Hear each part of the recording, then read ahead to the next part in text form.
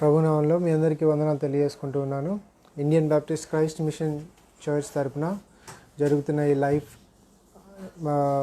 ఆదివారపు ఆరాధనకు మరి వీక్షిస్తున్న మీ అందరికీ ప్రభునామంలో వందనాలు తెలియజేసుకుంటూ ఉన్నాను. మరి ఒకసారి మీరెంతో ఆసక్తిగా ఎదురు చూస్తూ దేవుని సన్నిధి కొరకు మీ ఇండ్ల దగ్గర మరి ఆయన సన్నిధి కొరకు, ఆయన మాటల కొరకు మీరు కలిగిన ఆసక్తిని బట్టి మరి నేను దేవునికి ఎంతో స్తుతులు స్తోత్రములు చెల్లించుకుంటూ ఉన్నాను. అయితే మనం మొదటిగా ప్రార్థన చేసి ఈ ఆరాధన ప్రారంభించుకుందాము. మరి మీరందరూ కూడా కుటుంబ సమేతంగా చేరి మనందరం కలిసి ఒక కుటుంబంగా ఆయన శరీరంలో అవయవాలుగా మనందరం ఒక శరీరంగా చేరి ఆ ఉన్నతమైన దేవుని నామాన్ని స్తుతించి ఆరాధించుకుందాము. ప్రతి ఒక్కరు కూడా మరి కళ్ళు మూసుకొని ప్రార్థనలో నాతో పాటు ఏకీభవించండి. మనందరం ప్రార్థన చేసి ప్రభు సన్నిధి కొరకు కనిపెడతాం. సర్వోన్నతుడా, సర్వశక్తిమంతుడా, నీకు వందనాలు స్తుతులు స్తోత్రములు చెల్లించుకుంటున్నాం. దేవా, ఆది అంతమైన దేవా, నీకు వందనాలు చెల్లిస్తున్నాం. సర్వశక్తిమంతుడా, నీకు వందనాలు స్తుతులు స్తోత్రాలు చెల్లించుకుంటున్నాం. ప్రభా, అయ్యా మాట చేతనే సమస్తము సృజించిన గొప్ప దేవుడవు తండ్రి. అయ్యా మమ్మల్ని మాత్రము దేవ నీ అరచేతుల్లో నువ్వు చెక్కుకున్న దేవుడవు. ఇంతగా మమ్మల్ని ప్రేమించటకు అయ్యా నరులమైన మాలో ఏ మంచి లేదు, అయ్యా ఏ నీతి లేదు, అయినా నువ్వు ప్రేమించే దేవుడు అయి ఉన్నావు. నీకు వందనాలు చెల్లిస్తున్నామయ్యా. అయ్యా మరి ఉదయకాలంలో తండ్రి దేవా, అయ్యా మరి ఒక సంఘంగా మేము కూడి నేను స్తుతించి ఆరాధించుకొని చుండగా మమ్మల్ని అయ్యా మీరు దర్శించుకొని మీ ముఖ కాంతిలో మమ్మల్ని అయ్యా మీ ముఖ కాంతి మా మీద ప్రకాశింపచేయమని అడుగుచున్నాం. మాలో ఉన్న ప్రతి ఒక్క మలినాన్ని కడిగివేయమని అడుగుచున్నాం. నీకు వ్యతిరేకమైన తీసివేయమని అడుగుచున్నాం. ప్రభా, ఈ ఆరాధన మేము ప్రారంభించుకొని పోచుండగా పాటల్లో, వాక్యంలో తండ్రి దేవా, అయ్యా ఆరాధనలో ప్రతి విషయంలో మీరు మాకు తోడుండి నీ ఆత్మ మా మధ్యలో ఉంచి మీ ఆత్మ ప్రకారంగా మమ్మల్ని బలపరిచి నడిపించమని అడుగుచున్నాం. ప్రభా, అయ్యా తండ్రి దేవా, ఎవరైతే నీ బిడ్డలు ఆసక్తిగా అయ్యా ఎదురు చూస్తూ నీ సన్నిధి కొరకు, నీ మాటల కొరకు అయ్యా వారు వేచి ఉన్నారో తండ్రి దేవా, వారిని తృప్తిపరచమని అడుగుచున్నాం. ప్రభా, నీకు వందనాలు చెల్లిస్తున్నాం. మా హృదయాలు మీ ఆధీనంలో ఉంచుకోమని అడుగుచు, మా తలంపుల ఆలోచనలు అన్నీ మీ ఆధీనంలో మీరు ఉంచుకోమని మమ్మల్ని మీ కృపాస్థంలోకి అప్పగించుకుంటూ ఈ ప్రార్థన చేయడని ఏ స్నామంలో అడివేడుకుంటున్నాం మా ప్రియ తండ్రి, ఆమేన్. మరి మొదటిగా 2 పాటలు పాడి ప్రభు నామం మహింపరుద్దాము.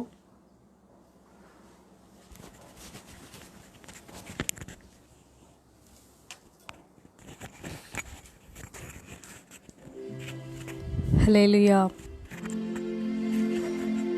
దేవుని స్తుతిస్తూ స్తుతి స్తోత్రములు చెల్లింతూ మన పాట పాడుకొని దేవుని నామాన్ని మహింపరచుకుందాం.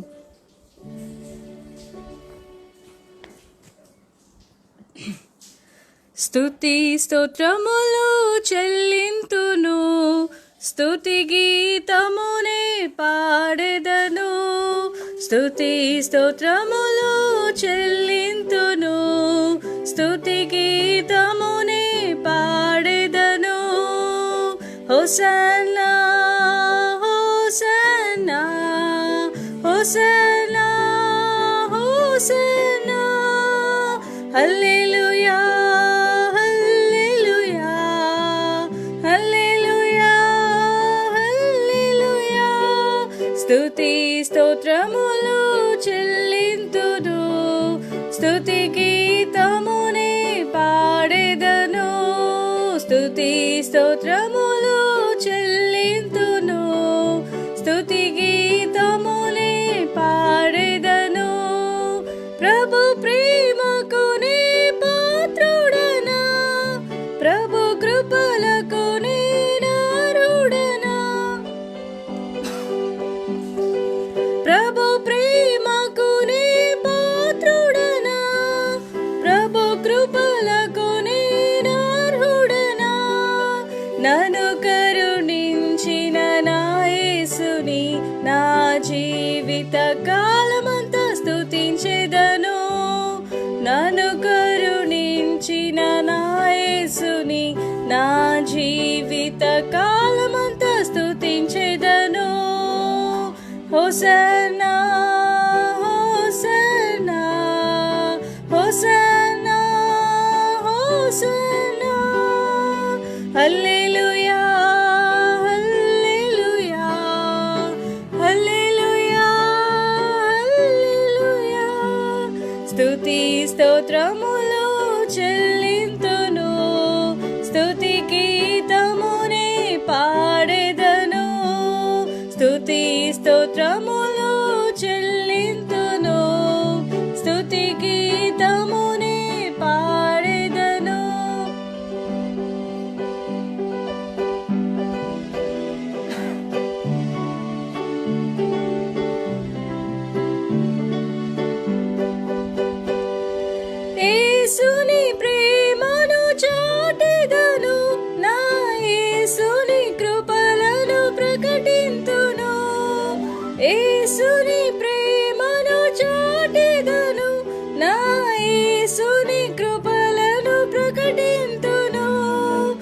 యేసుకు సాక్షిగా నేనుందును, నా యేసు కొరకిని జీవింతును. యేసుకు సాక్షిగా నేనుందును, నా యేసు కొరకిని జీవింతును.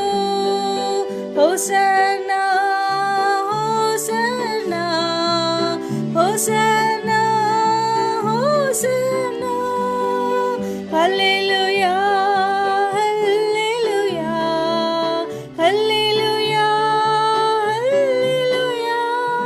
స్తుతి స్తోత్రములు చెల్లింతును, స్తుతి గీతమునే పాడెదను. స్తుతి స్తోత్రములు చెల్లింతును, స్తుతి గీతమునే పాడెదను. హోసన్నా హోసన్నా హోసన్నా హోసన్నా, హల్లెలూయా హల్లెలూయా హల్లెలూయా హల్లెలూయా హల్లెలూయా.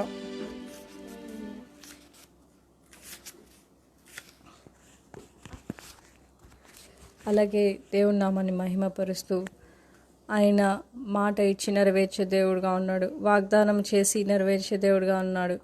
ఆయన అమూల్యములైన వాగ్దానములు అత్యధికంగా ఉన్నాయి. వాటన్నిటిని కూడా మనం నమ్మినప్పుడు దేవుని మహిమను అనుభవిస్తాం అని దేవుని స్తుతిస్తూ, యెహోవా రాఫా అని, యెహోవా షమ్మా అని, యెహోవా ఈరే, ఆయన యెహోవా షాలోమ్గా ఉన్నందుకు ఆయన నామాన్ని ఉత్సాహగానం చేస్తూ ఆయన నామాన్ని కనపరుద్దాం. హల్లెలూయా. ఉత్సాహగానము చేసేదాం.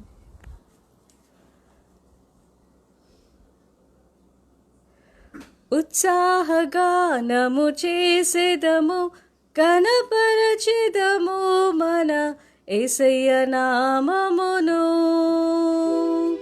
ఉత్సాహగానము చేసేదము, గణపరచెదము మన యేసయ్య నామమును. హల్లెలూయా యెహోవా రాఫా, హల్లెలూయా యెహోవా షమ్మా, హల్లెలూయా యెహోవా ఈరే, హల్లెలూయా యెహోవా షాలోమ్, హల్లెలూయా యెహోవా రాఫా, హల్లెలూయా యెహోవా షమ్మా, హల్లెలూయా యెహోవా ఈరే, హల్లెలూయా యెహోవా షాలోమ్. ఉత్సాహగానము చేసేదము, గణపరచెదము మన యేసయ్య నామమును. ఉత్సాహగానము చేసేదము, గణపరచెదము మన యేసయ్య నామమును.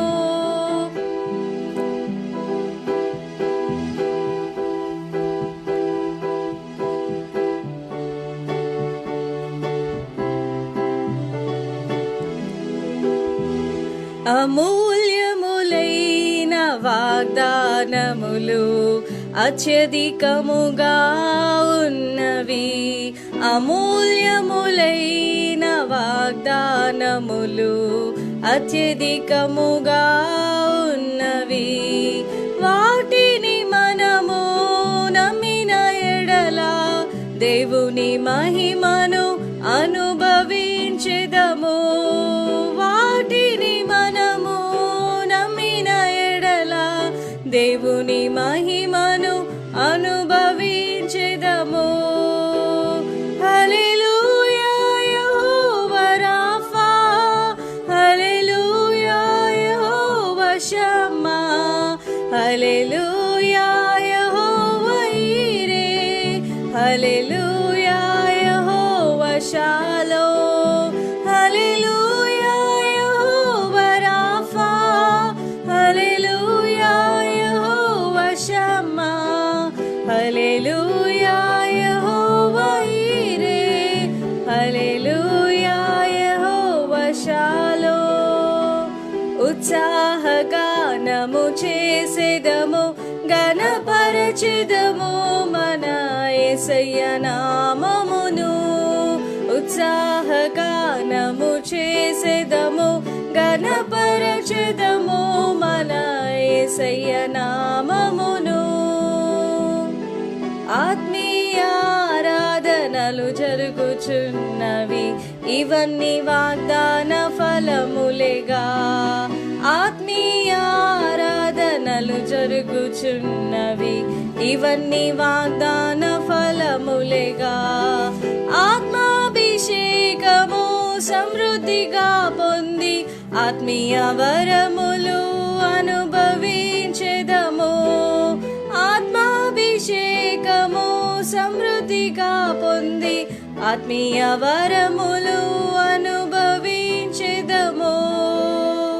హల్లెలూయా యెహోవా రాఫా, హల్లెలూయా యెహోవా షమ్మా, హల్లెలూయా యెహోవా ఈరే, హల్లెలూయా యెహోవా షాలోమ్, హల్లెలూయా యెహోవా రాఫా, హల్లెలూయా యెహోవా షమ్మా, హల్లెలూయా యెహోవా ఈరే, హల్లెలూయా యెహోవా షాలోమ్.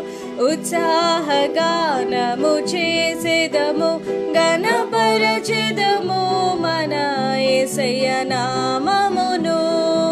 ఉత్సాహగానము చేసెదము గణపరచెదము మన యేసయ్య నామమును. వాగ్దాన దేశము పితరులకిచ్చిన నమ్మదగిన దేవుడాయన. వాగ్దాన దేశము పితరులకిచ్చిన నమ్మదగిన దేవుడా. జయించిన వారమై అర్హత పొంది నూతన యెరూషలేము అనుభవించెదము. జయించిన వారమై అర్హత పొంది నూతన యెరూషలేము అనుభవించెదము. హల్లెలూయా యెహోవా రాఫా, హల్లెలూయా యెహోవా షమ్మా, హల్లెలూయా యెహోవా ఈరే, హల్లెలూయా యెహోవా షాలోమ్, హల్లెలూయా యెహోవా రాఫా, హల్లెలూయా యెహోవా షమ్మా, హల్లెలూయా యెహోవా ఈరే, హల్లెలూయా యెహోవా షాలోమ్. ఉత్సాహగానము చేసెదము గణపరచెదము మన యేసయ్య నామమును. ఉత్సాహగానము చేసెదము గణపరచెదము మన యేసయ్య నామమును. హల్లెలూయా యెహోవా రాఫా, హల్లెలూయా యెహోవా షమ్మా, హల్లెలూయా యెహోవా ఈరే, హల్లెలూయా యెహోవా షాలోమ్, హల్లెలూయా యెహోవా రాఫా, హల్లెలూయా యెహోవా షమ్మా, హల్లెలూయా యెహోవా ఈరే, హల్లెలూయా యెహోవా షాలోమ్. హల్లెలూయా.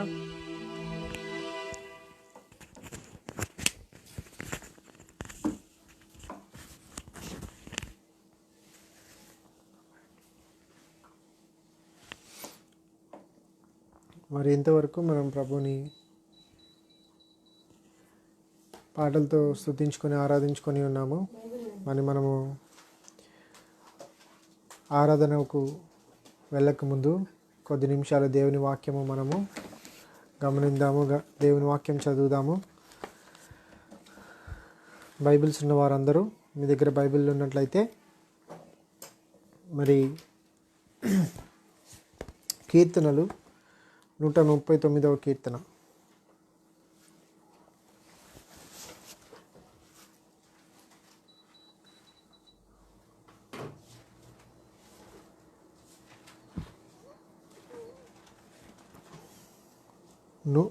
మొదటి నుంచి 16 వచనాలు చదువుకుందాము. తిరిగి చివరిలో 2 వచనాలు అందరం కలిసి చదువుదాం. 139వ కీర్తన 1 నుంచి 16 వచనాలు మార్చి చదువుకుందాము. చివరి 2 వచనాలు మాత్రము అందరం కలిసి చదువుకుందాము. కీర్తనలు 139. యెహోవా, నీవు నన్ను పరిశోధించి తెలుసుకొని ఉన్నావు. నేను కూర్చుండుట నేను లేచుట నీకు తెలియను. నాకు తలంపు పుట్టక మునిపే నీవు నా మనసు గ్రహించుచున్నావు. నా నడకను నా పడకను నీవు పరిశీలన చేసి ఉన్నావు. నా చర్యలన్నిటినీ నీవు బాగుగా తెలుసుకొని ఉన్నావు. యెహోవా, మాట నా నాలుకకు రాకమునుపే అది నీకు పూర్తిగా తెలిసి ఉన్నది. వెనుకను ముందును నీవు నన్ను ఆవరించి ఉన్నావు. నీ చేయి నా మీద ఉంచి ఉన్నావు. ఇట్టి తెలివి నాకు మించినది, అది అగోచరము, అది నాకు అందదు. నీ ఆత్మయోద్ధ నుండి నేను ఎక్కడికి పోవుదును? నీ సన్నిధి నుండి నేను ఎక్కడికి పారిపోవుదును? నేను ఆకాశమునకెక్కినను నీవు అక్కడను ఉన్నావు. నేను పాతాళమందు పండుకొనినను నీవు అక్కడను ఉన్నావు. నేను వేకువ రెక్కలు కట్టుకొని సముద్ర దిగంతంలో నివసించినను అక్కడను నీ చేయి నన్ను నడిపించును, నీ కుడి చేయి నన్ను పట్టుకొనును. అంధకారము నన్ను మరుగు చేయును, నాకు కలుగు వెలుగు రాత్రి వలె ఉండును అని నేను అనుకొని ఎడల చీకటైనను నీకు చీకటి కాకపోవును, రాత్రి పగటి వలె నీకు వెలుగుగా ఉండును. చీకటియు వెలుగును నీకు ఏకరీతిగా ఉన్నవి. నా అంతరింద్రియములను నీవు కలుగజేసితివి. నా తల్లి గర్భమందు నన్ను నిర్మించిన వాడవు నీవే. నీవు నన్ను కలుగ చేసిన విధము చూడగా భయమును ఆశ్చర్యమును నాకు పుట్టుచున్నవి. అందును బట్టి నేను నీకు కృతజ్ఞతాస్తుతులు చెల్లించుచున్నాను. నీ కార్యములు ఆశ్చర్యకరములు, ఆ సంగతి నాకు బాగుగా తెలిసి ఉన్నది. నేను రహస్యమందు పుట్టినాడు, భూమి యొక్క అగాధ స్థలములలో విచిత్రముగా నిర్మింపబడిన నాడు నాకు కలిగిన ఎముకలను నీకు మరుగై ఉండలేదు. నేను పిండమునై ఉండగా నీ కన్నులు నన్ను చూచెను. నియమింపబడిన దినములలో ఒక్కటైనా కాకమునుపే నా దినములన్నీయు నీ గ్రంథములో లిఖితములాయను. చివరికి వెళ్ళిపోదాము. 23, 24 అందరం కలిసి చదువుకుందాం. దేవా, నన్ను పరిశోధించి నా హృదయంను తెలుసుకొనుము. నన్ను పరీక్షించి నా ఆలోచనలు తెలుసుకొనుము. నీకు ఆయాస్కరమైన మార్గము నా యందుందనేమో చూడుము. నిత్య మార్గమున నన్ను నడిపింపు. ప్రార్థన చేసుకుందాం. సర్వశక్తిమంతుడా, సర్వాధికారి, నీకు వందనాలు, స్తుతులు, స్తోత్రం చెల్లిస్తున్నాం ప్రభా. ఇంతవరకు పాటలతో నేను మహింపరచడానికి మీరు ఇచ్చిన గొప్ప భాగ్యంను బట్టి నీకు వందనాలు చెల్లిస్తున్నాం. ఈ సమయంలో తండ్రి దేవా, శక్తివంతమైన నీ వాక్కు దగ్గరికి మేము వచ్చి ఉండగా ప్రభా, అయ్యా నీ వాక్యము అమూల్యమైనది, శక్తి కలిగినది, బలము కలిగినది. అయ్యా, జీవం లేని వారికి జీవం కలుగు చేసేది నీ వాక్యం ప్రభా. ఎందుకంటే అది నీ నోట్లో నుంచి విడుదల చేయబడిన వాక్కు గనుక అయ్యా, మమ్మల్ని మీ హస్తాలకు అప్పగించుకుంటున్నాం. క్రీస్తు సిలుచాట మనం మరుగు చేసుకునే పరిశుద్ధాత్మదేవ, అయ్యా, మేము వినవచ్చిన ఈ కొద్ది మాటలు అయ్యా మాకు ఆశీర్వాదకరంగా చేయండి, మమ్మల్ని బలపరిచేవిగా చేయండి.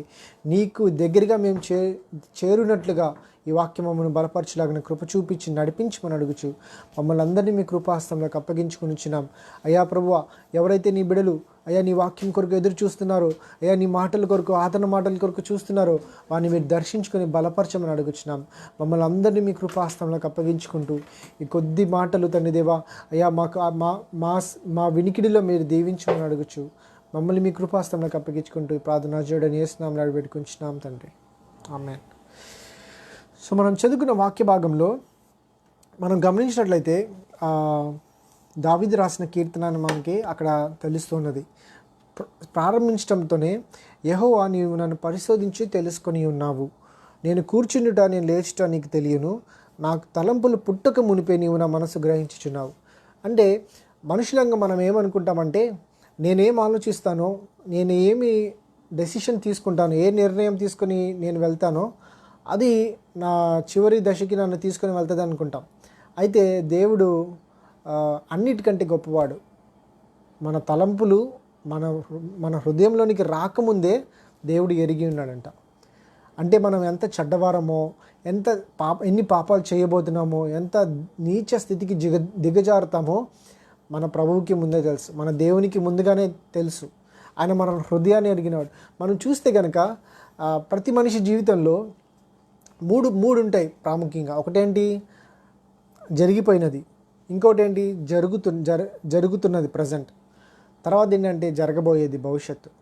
సో ఇక్కడ మనం గమనించినట్లయితే మొదట చెప్పింది ఏంటంటే పాస్ట్ చెప్తున్నాడు, జరిగిపోయిన దాని గురించి చెప్తున్నాడు. అక్కడ యెహోవా నీవు నన్ను అంటే నేను ఇంతవరకు చేసిన ప్రతి పని, ప్రతి పాపము, నా హృదయం ఏంటి, నేను ఎటువంటి వాడను, నేను ఎక్కడెక్కడికి వెళ్ళాను, నేను ఎక్కడెక్కడ నీ గురించి మాట్లాడాను, ఏం మాట్లాడాను, నా ఆలోచనలేంటి, నా బుద్ధులేంటి, ఇవన్నీ నీకు తెలుసు ప్రభువా అని అక్కడ తెలియపరుస్తున్నాడు అనమాట.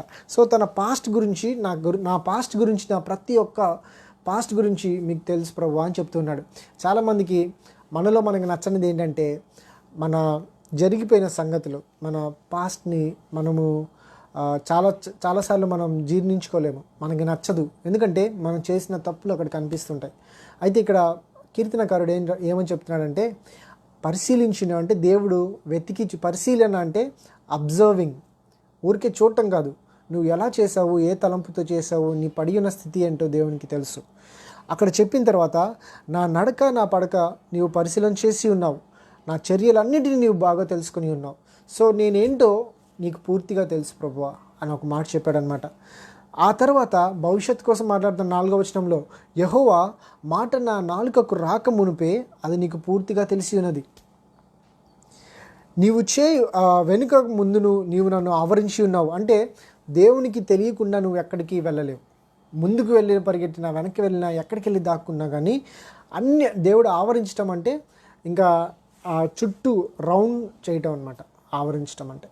సో నీవు ఎక్కడికి వెళ్ళినా కానీ దేవుని సన్నిధి నుంచి వెళ్ళలేవు, ఆవరించి ఉన్నావు అని చెప్పిన తర్వాత నీ చేయి నా మీద ఉంచి ఉన్నావు, ఇట్టి తెలివి నాకు మించినది, అది అగోచరం, అది నాకు అందన్నది. అంటే ఒక మాటలో నువ్వు దేవుని గురించి చాలామంది ఇప్పుడు మనం థియాలజీ అని చదువుతూ ఉంటాం, దేవుని గురించి నేర్చుకుంటూ చదువుకుంటూ ఉంటాం.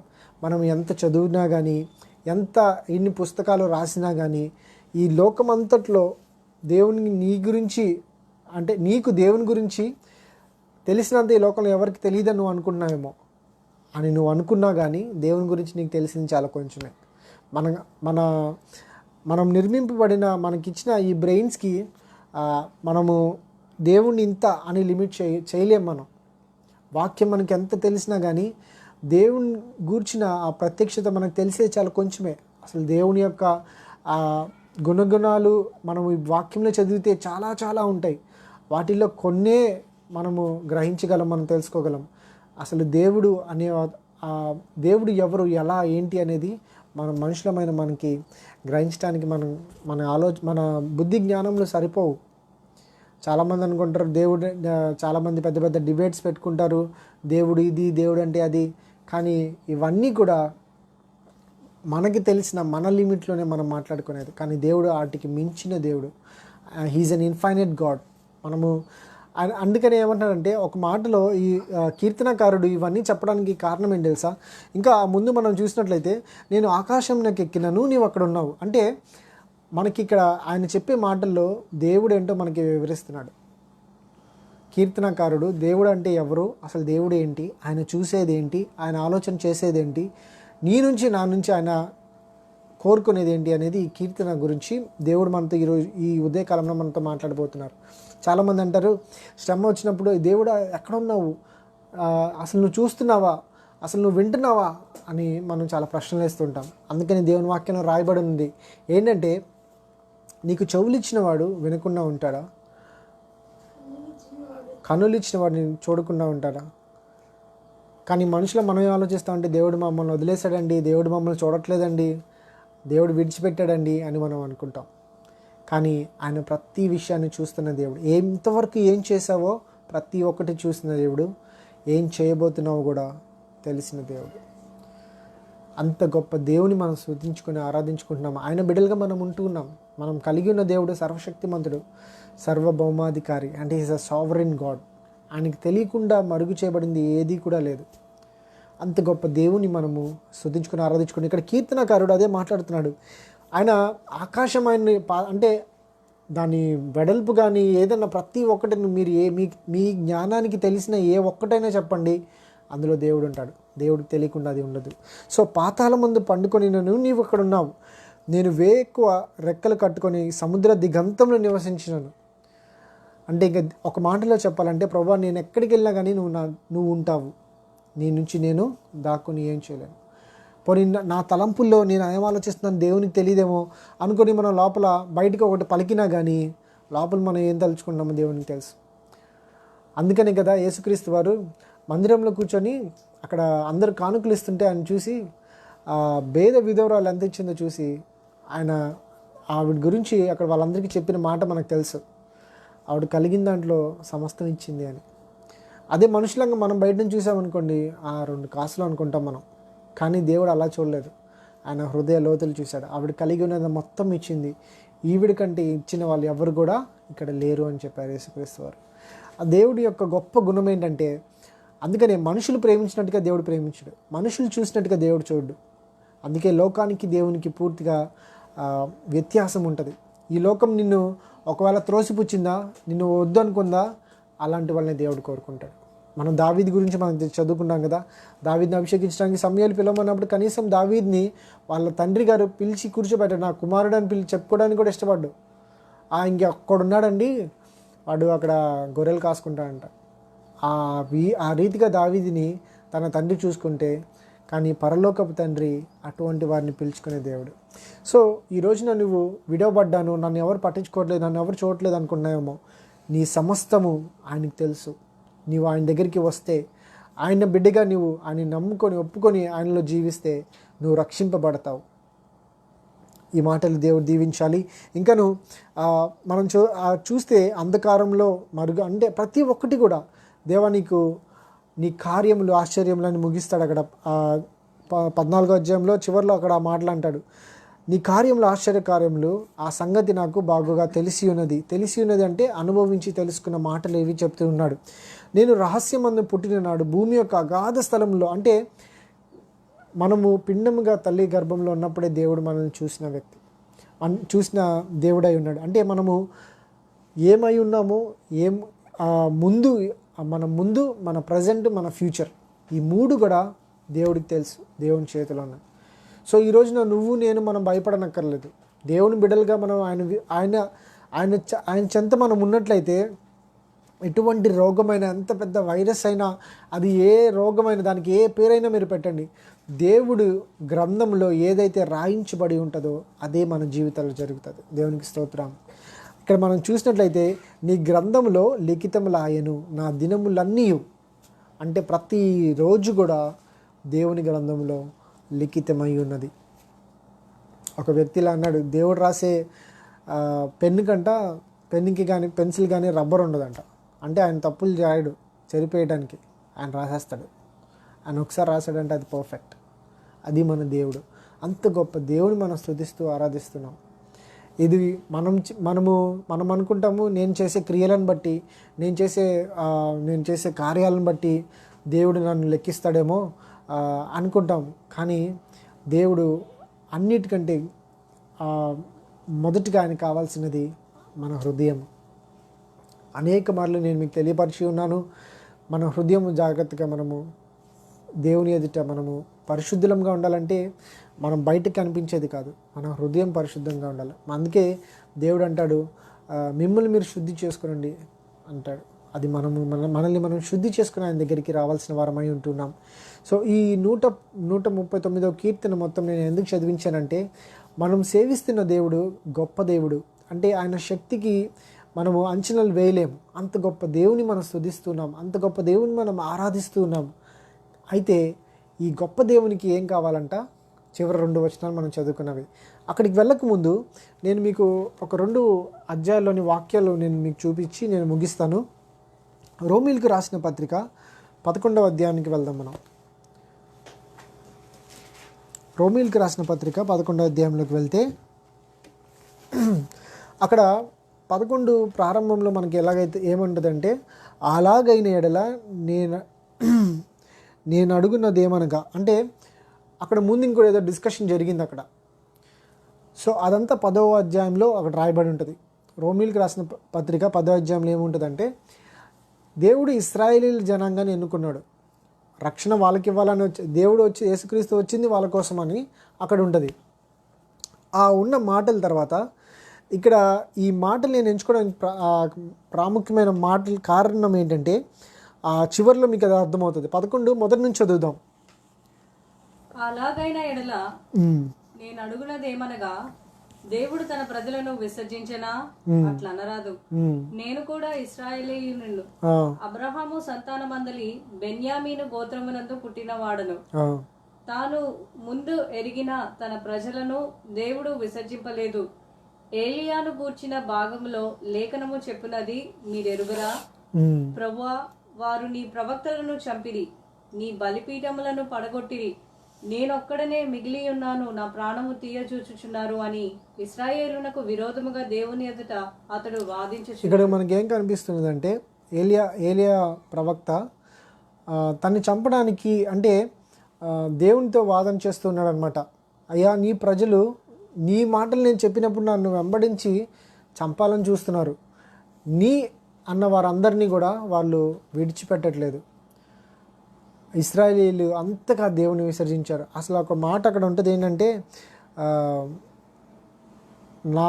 నా జనం కాని అంటే నేను వారి తట్టు చేతులు చాచి నేను వారి తట్టు ఎదురు చూస్తున్నా, అయినా కానీ వాళ్ళ నా దగ్గరికి రావట్లేదు అన్న మాట ఉంటుంది. అది ఎంత దారుణం అంటే, ఇశ్రాయేలీలు దేవుడు విడిచిపెట్టడానికి అదే కారణం. దేవుడు ఎదురు చూశాడు. ఎంతకాలము ఎంతసేపటికి వాళ్ళు దేవుని దగ్గరికి రానప్పుడుకి ఇక్కడ 10వ అధ్యాయం చివరి వచనాలు ఏముంటుందంటే, నన్ను వెదకని వారికి నేను దొరికి తిని, నన్ను విచారింపని వారికి ప్రత్యక్షమై తిని అని చెప్పుచున్నాడు.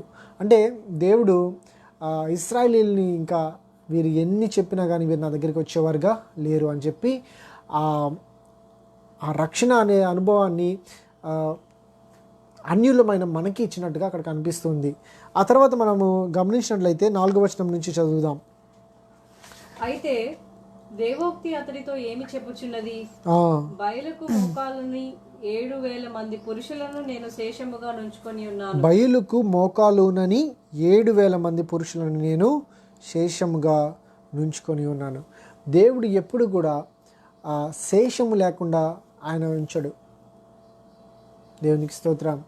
మనం మొదటి నుంచి మనం గమనించినట్లయితే అక్కడ నోవాహును కూడా శేషంగా ఉంచుతాడు.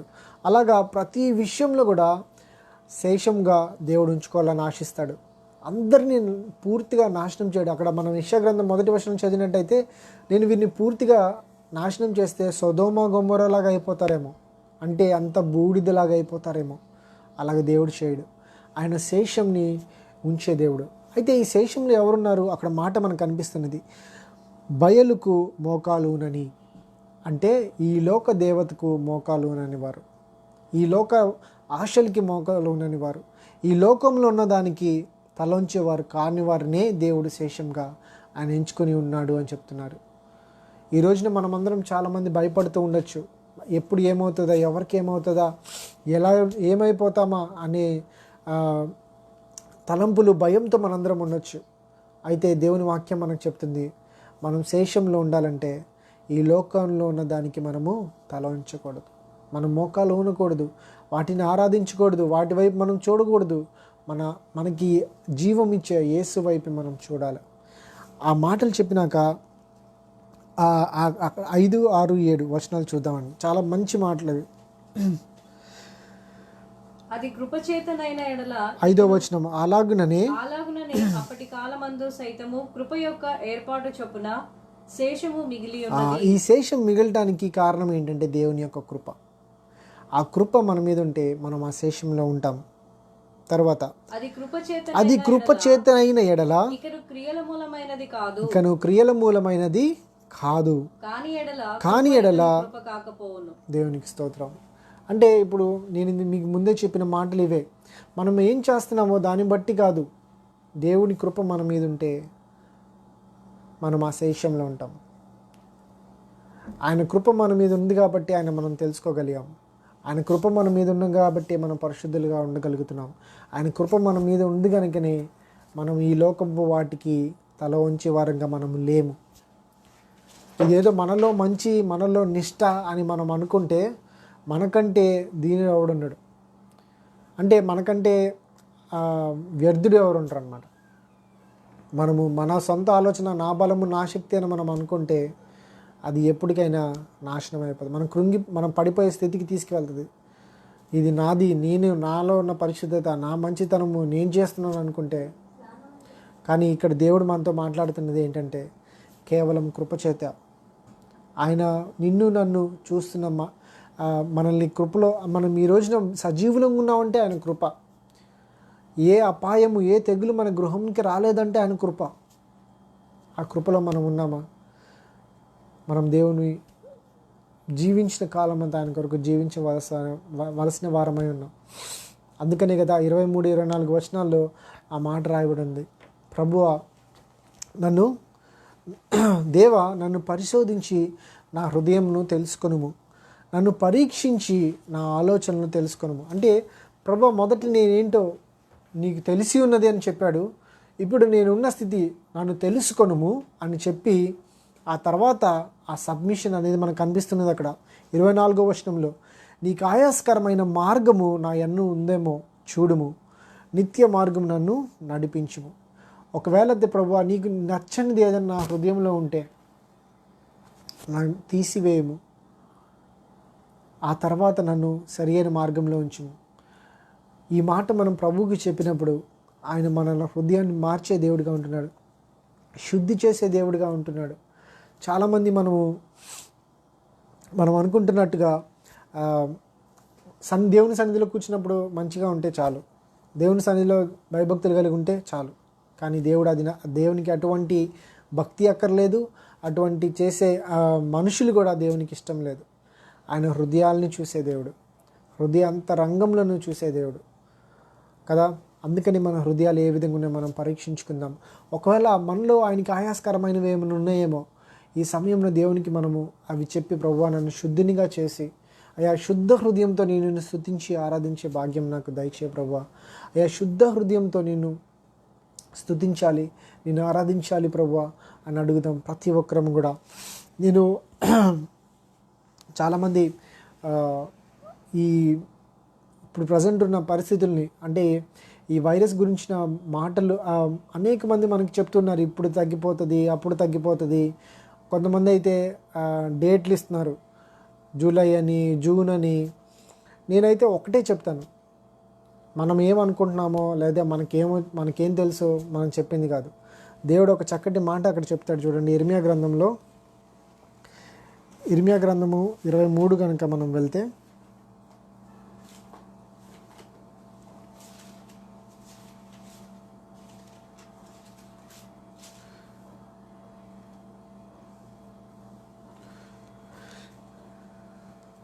పదహారు నుంచి అక్కడ రాయబడి ఉంటుంది.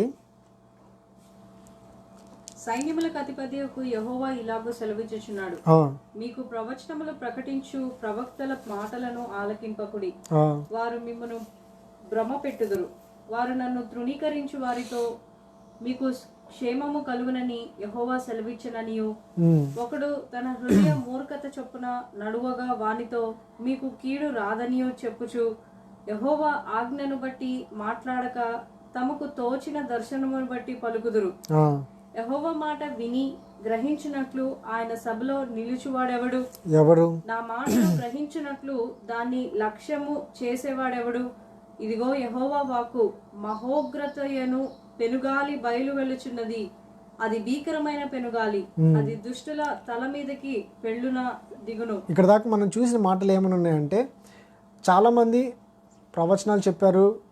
అది ఏంటి ఎవరు అనేది దేవుడు వాళ్ళకి ఇచ్చిందా, వాళ్ళు సొంతగా చెప్పారా, ఇది మనకు తెలియదు, అది మనకు అనవసరం, అది దేవుడు చూసుకుంటాడు. అయితే ఇది ఇప్పుడు అయిపోతుంది, అప్పుడు జరుగుతుంది, ఇంతతో అంతం అయిపోతుంది, మీకు ఏం జరగదు, మీకు అంతా మంచి జరుగుతుంది అని చెప్పే మీరందరూ కోసము దేవుడు అంటూ ఉన్న మాటలు ఇవి. అసలు నా సన్నిధిలో ఎవరు కనిపెట్టారు, ఎవరు అడిగారు, మీరు ఇంగ్లీష్లో ఏమైనా ఉంటుందంటే who has paid attention to his words and listened. అంటే ఆయన మాటల కొరకు కనిపెట్టి విని దాన్ని చెప్పిన వాళ్ళు ఎవరు? చాలామంది వాళ్ళకి అనిపించింది, వాళ్ళకి ఏది అనిపిస్తే లేకపోతే వాళ్ళకి ఏమనుకుంటున్నారో అది చెప్పేస్తారు.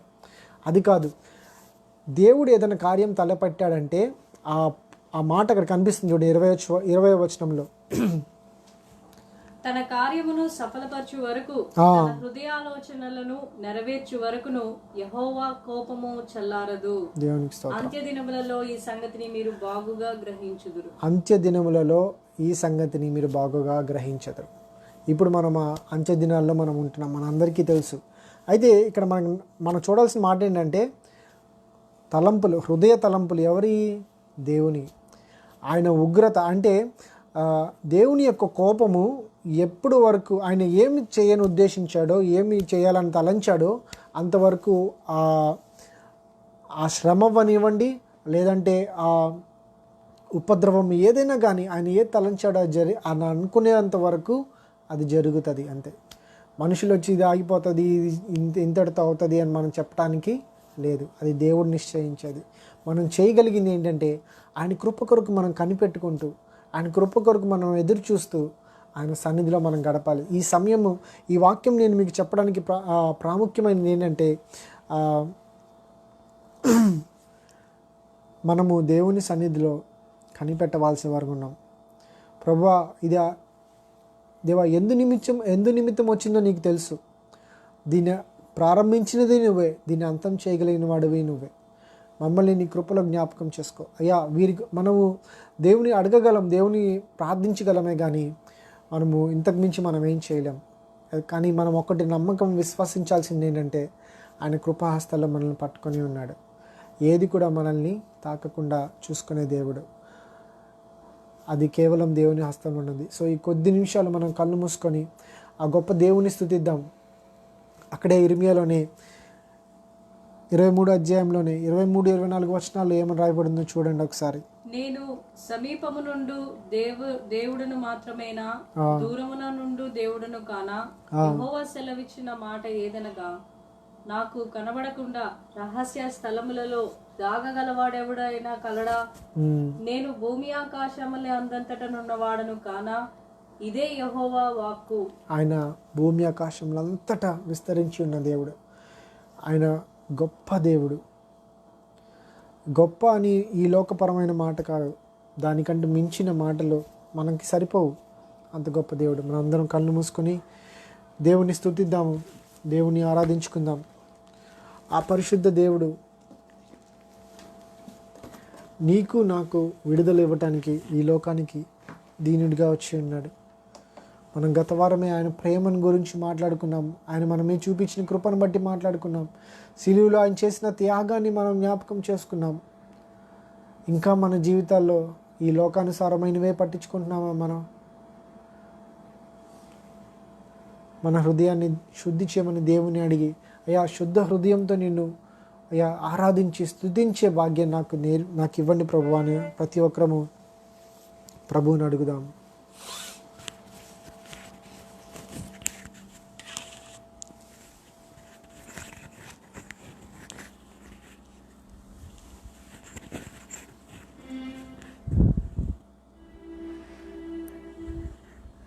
అవును ప్రభా, నీ వాత్సల్యం ఎంతో గొప్పది తండ్రి. నీ బాహుల్యం ఎంతో గొప్పది నాయన. నీ కృపా కనిక్రములు ఎంతో గొప్పవి. కానీ మేమైతే ప్రభా పాపము చేసిన వారం అయ్యా, మా అతిక్రమముల కొరకు నీవు సిలువలో మరణించావు. మా పాపం వల్ల వచ్చిన జీత మరణం నుంచి మమ్మల్ని తప్పించడానికి నీవు ఆ మరణాన్ని పొందావు. నీకు స్తోత్రములు ప్రభా. నీకే ఆరాధన, నీకే మహిమ ప్రభా. నీకే ఘనత చెల్లిస్తా ఉన్నాం దేవా. మా హృదయాలు అంతరంగాలు సమస్తం ఎరిగిన దేవుడు, నీకు స్తోత్రాలు. సమస్తముపై అధికారం కలిగిన సర్వాధికారివి, స్తోత్రాలు. హల్లెలూయా, హల్లెలూయా. పనికి రాని వారము నాయన. మా హృదయాలు అంతరంగాలు ఎంతో ప్రభా దోషము అతిక్రమములతో నిండి ఉన్నది. మాలో శుద్ధ హృదయము కలుగు చేయండి. మాలో శుద్ధ హృదయాన్ని కలుగు చేయండి ప్రభా. నీ జ్ఞానమును, మీ సత్యమును ప్రభా మా ఆంతర్యములలో పుట్టించుము. మీ పరిశుద్ధత మా హృదయాలు కలుగు చేయండి. హిమము కంటే అయా శుద్ధిగా చేసి నీ రక్తంలో తిరిగి ప్రభా శుద్ధి చేసి నాయన నూతనపరచు. మీకు ఆయాసకరమైన ప్రతీతి మాలో నుండి తొలగించండి. నీకు స్తోత్రాలు ప్రభా. ఎంతో విలువైన రక్తముతో మమ్మల్ని నువ్వు కొనుక్కున్నావు ప్రభా. నీకు స్తోత్రాలు. ఈ విలువైన రక్తాన్ని ఇచ్చి మమ్మల్ని విలువ పెట్టుకున్నావు. నీకు వందనాలు, స్తోత్రాలు. అదే హృదయంతో, అదే చేతులతో, అదే కళ్ళతో, అదే మనసుతో మేము తిరిగి నీకు ఆయాసకరంగా ఎక్కడైనా అతిక్రమములు ఉంటే ప్రభువా మమ్మల్ని క్షమించండి ప్రభువా. నీ యొక్క కృపాసనం ఎద్దుకు వస్తున్నాం తండ్రి, నీ పరిశుద్ధ సన్నిధికి వస్తున్నాం ప్రభువా, శుద్ధిపరచండి. హల్లెలూయా, హల్లెలూయా, స్తోత్రాలు ప్రభువా. అయ్యా నాయనా, విరిగి నలిగిన హృదయంతో నీ సన్నిధిలో చేరుతున్నాం. నీకు వందనాలు, స్తోత్రాలు, స్తోత్రాలు, స్తోత్రాలు. హల్లెలూయా. నీ వాత్సల్యము, నీ బాహుల్యం, నీ కృప కనికరము చూపించుము. నీ వాత్సల్యము, నీ బాహుల్యము, నీ కృప కనికరము చూపించుము. పాపము చేశాను, దోషినయున్నాను, పాపము చేశాను, దోషినయున్నాను, తెలిసి ఉన్నది నా అతిక్రమమే, తెలిసి ఉన్నది నా పాపములే, తెలిసి ఉన్నది నా అతిక్రమమే, తెలిసి ఉన్నది నా పాపములే.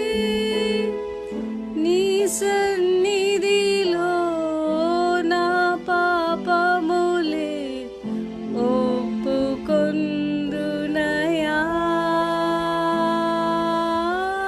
నీ సన్నిధిలో నా పాపములే ఒప్పుకొందునయా. శుద్ధ హృదయం కలుగా చేయుము, శుద్ధ హృదయం కలుగా చేయుము, శుద్ధ హృదయం కలుగా చేయుము, శుద్ధ హృదయం కలుగా చేయుము. నాలోనా నాలోనా నాలోనా నాలోనా.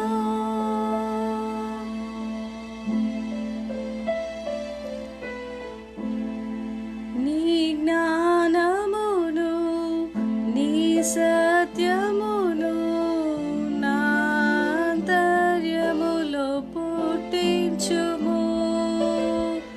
నీ జ్ఞానమును, నీ సత్యమును నా అంతర్యములో పుట్టించుము. ఉత్సాహ సంతోషం నీ రక్షణానందం, ఉత్సాహ సంతోషం నీ రక్షణానందం కలుగ చేయుము నా హృదయములో, కలుగ చేయుము నా హృదయములో, కలుగ చేయుము నా హృదయములో, కలుగ చేయుము నా హృదయములో. నీ సన్నిధిలో పరిశుద్ధాత్మతో నన్ను నింపుమయా. నీ సన్నిధిలో పరిశుద్ధాత్మతో నన్ను నింపుమయా. శుద్ధ హృదయం కలుగా చేయుము, శుద్ధ హృదయం కలుగా చేయుము, శుద్ధ హృదయం కలుగా చేయుము. నాలోనా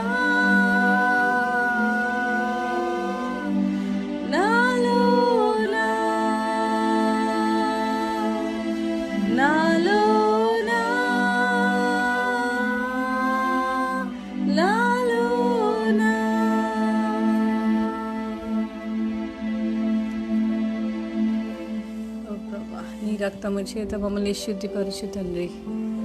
మమ్మల్ని శుద్ధిపరచు ప్రభువా. మీ ఆత్మతో నింపండి తండ్రి. నీకు స్తోత్రాలు.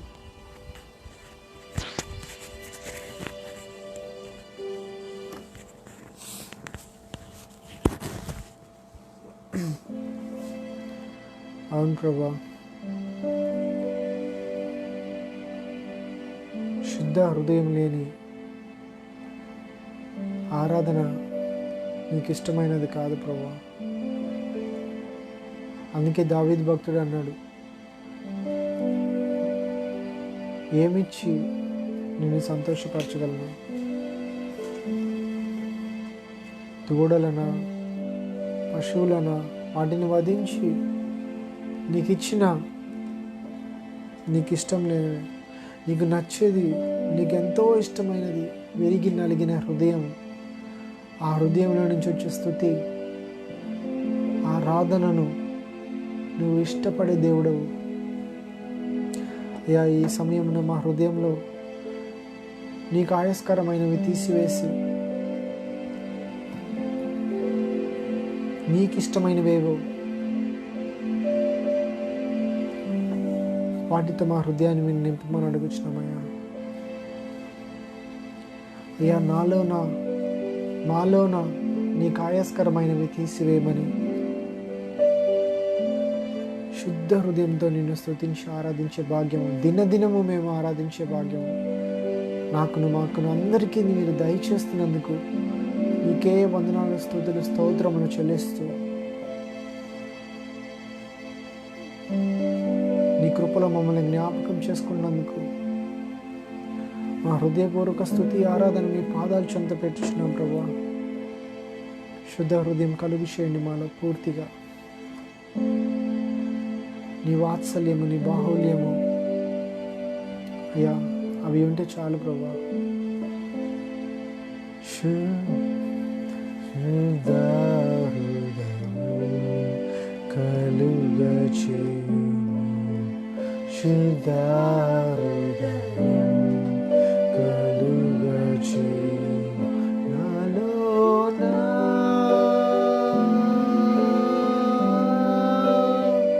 నాలోనా,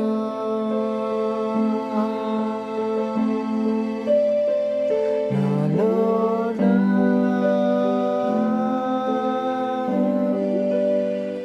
నాలోనా.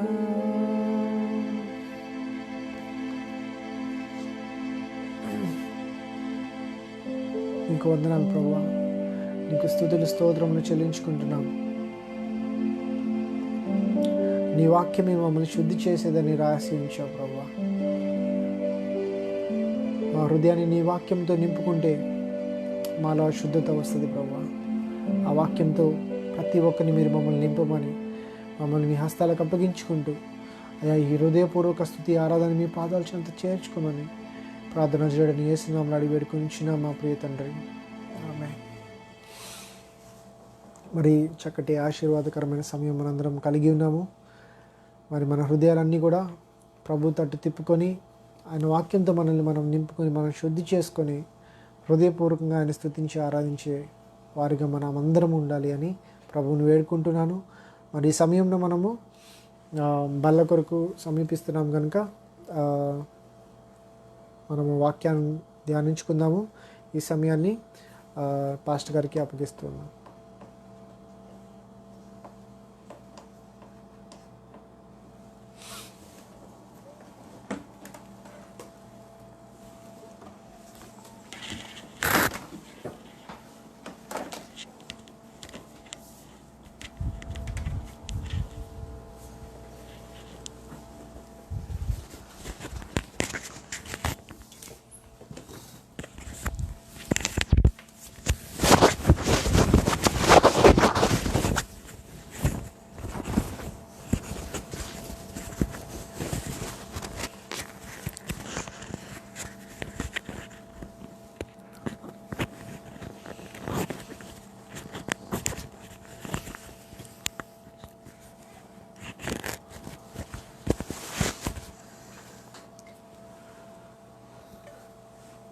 దేవుని నామానికి మహిమ కలుగును గాక. ఇంతవరకు మనం పాటలో స్తుతి ఆరాధనలో పరిశుద్ధాత్మ దేవుడు మనకు తోడుగా ఉండి మనల్ని నడిపించేందుకై దేవునికి స్తోత్రాలు. సమయంలో క్లుప్తంగా దేవుని వాక్యాన్ని మనం ధ్యానం చేసుకొని మరి ప్రభు బల కొరకు సిద్ధపడదాం. మరి దేవునికి స్తోత్రాలు. దేవుని బిడ్డలారా, మరి ఒక వచనాన్ని మనం చదువుకున్నాం. మరి భయంకర దినాల్లో మనం జీవిస్తూ ఉన్నాం. ఈ అంచె దినాల్లో మనం ఎలా జీవించాలి అని దేవుని వాక్యం మనకి తెలియజేస్తూ ఉంది. ఎలా జీవించాలో ప్రభుత్వరా. మరి రోమాపత్రిక 13వ అధ్యాయం, రోమాపత్రిక 13వ అధ్యాయము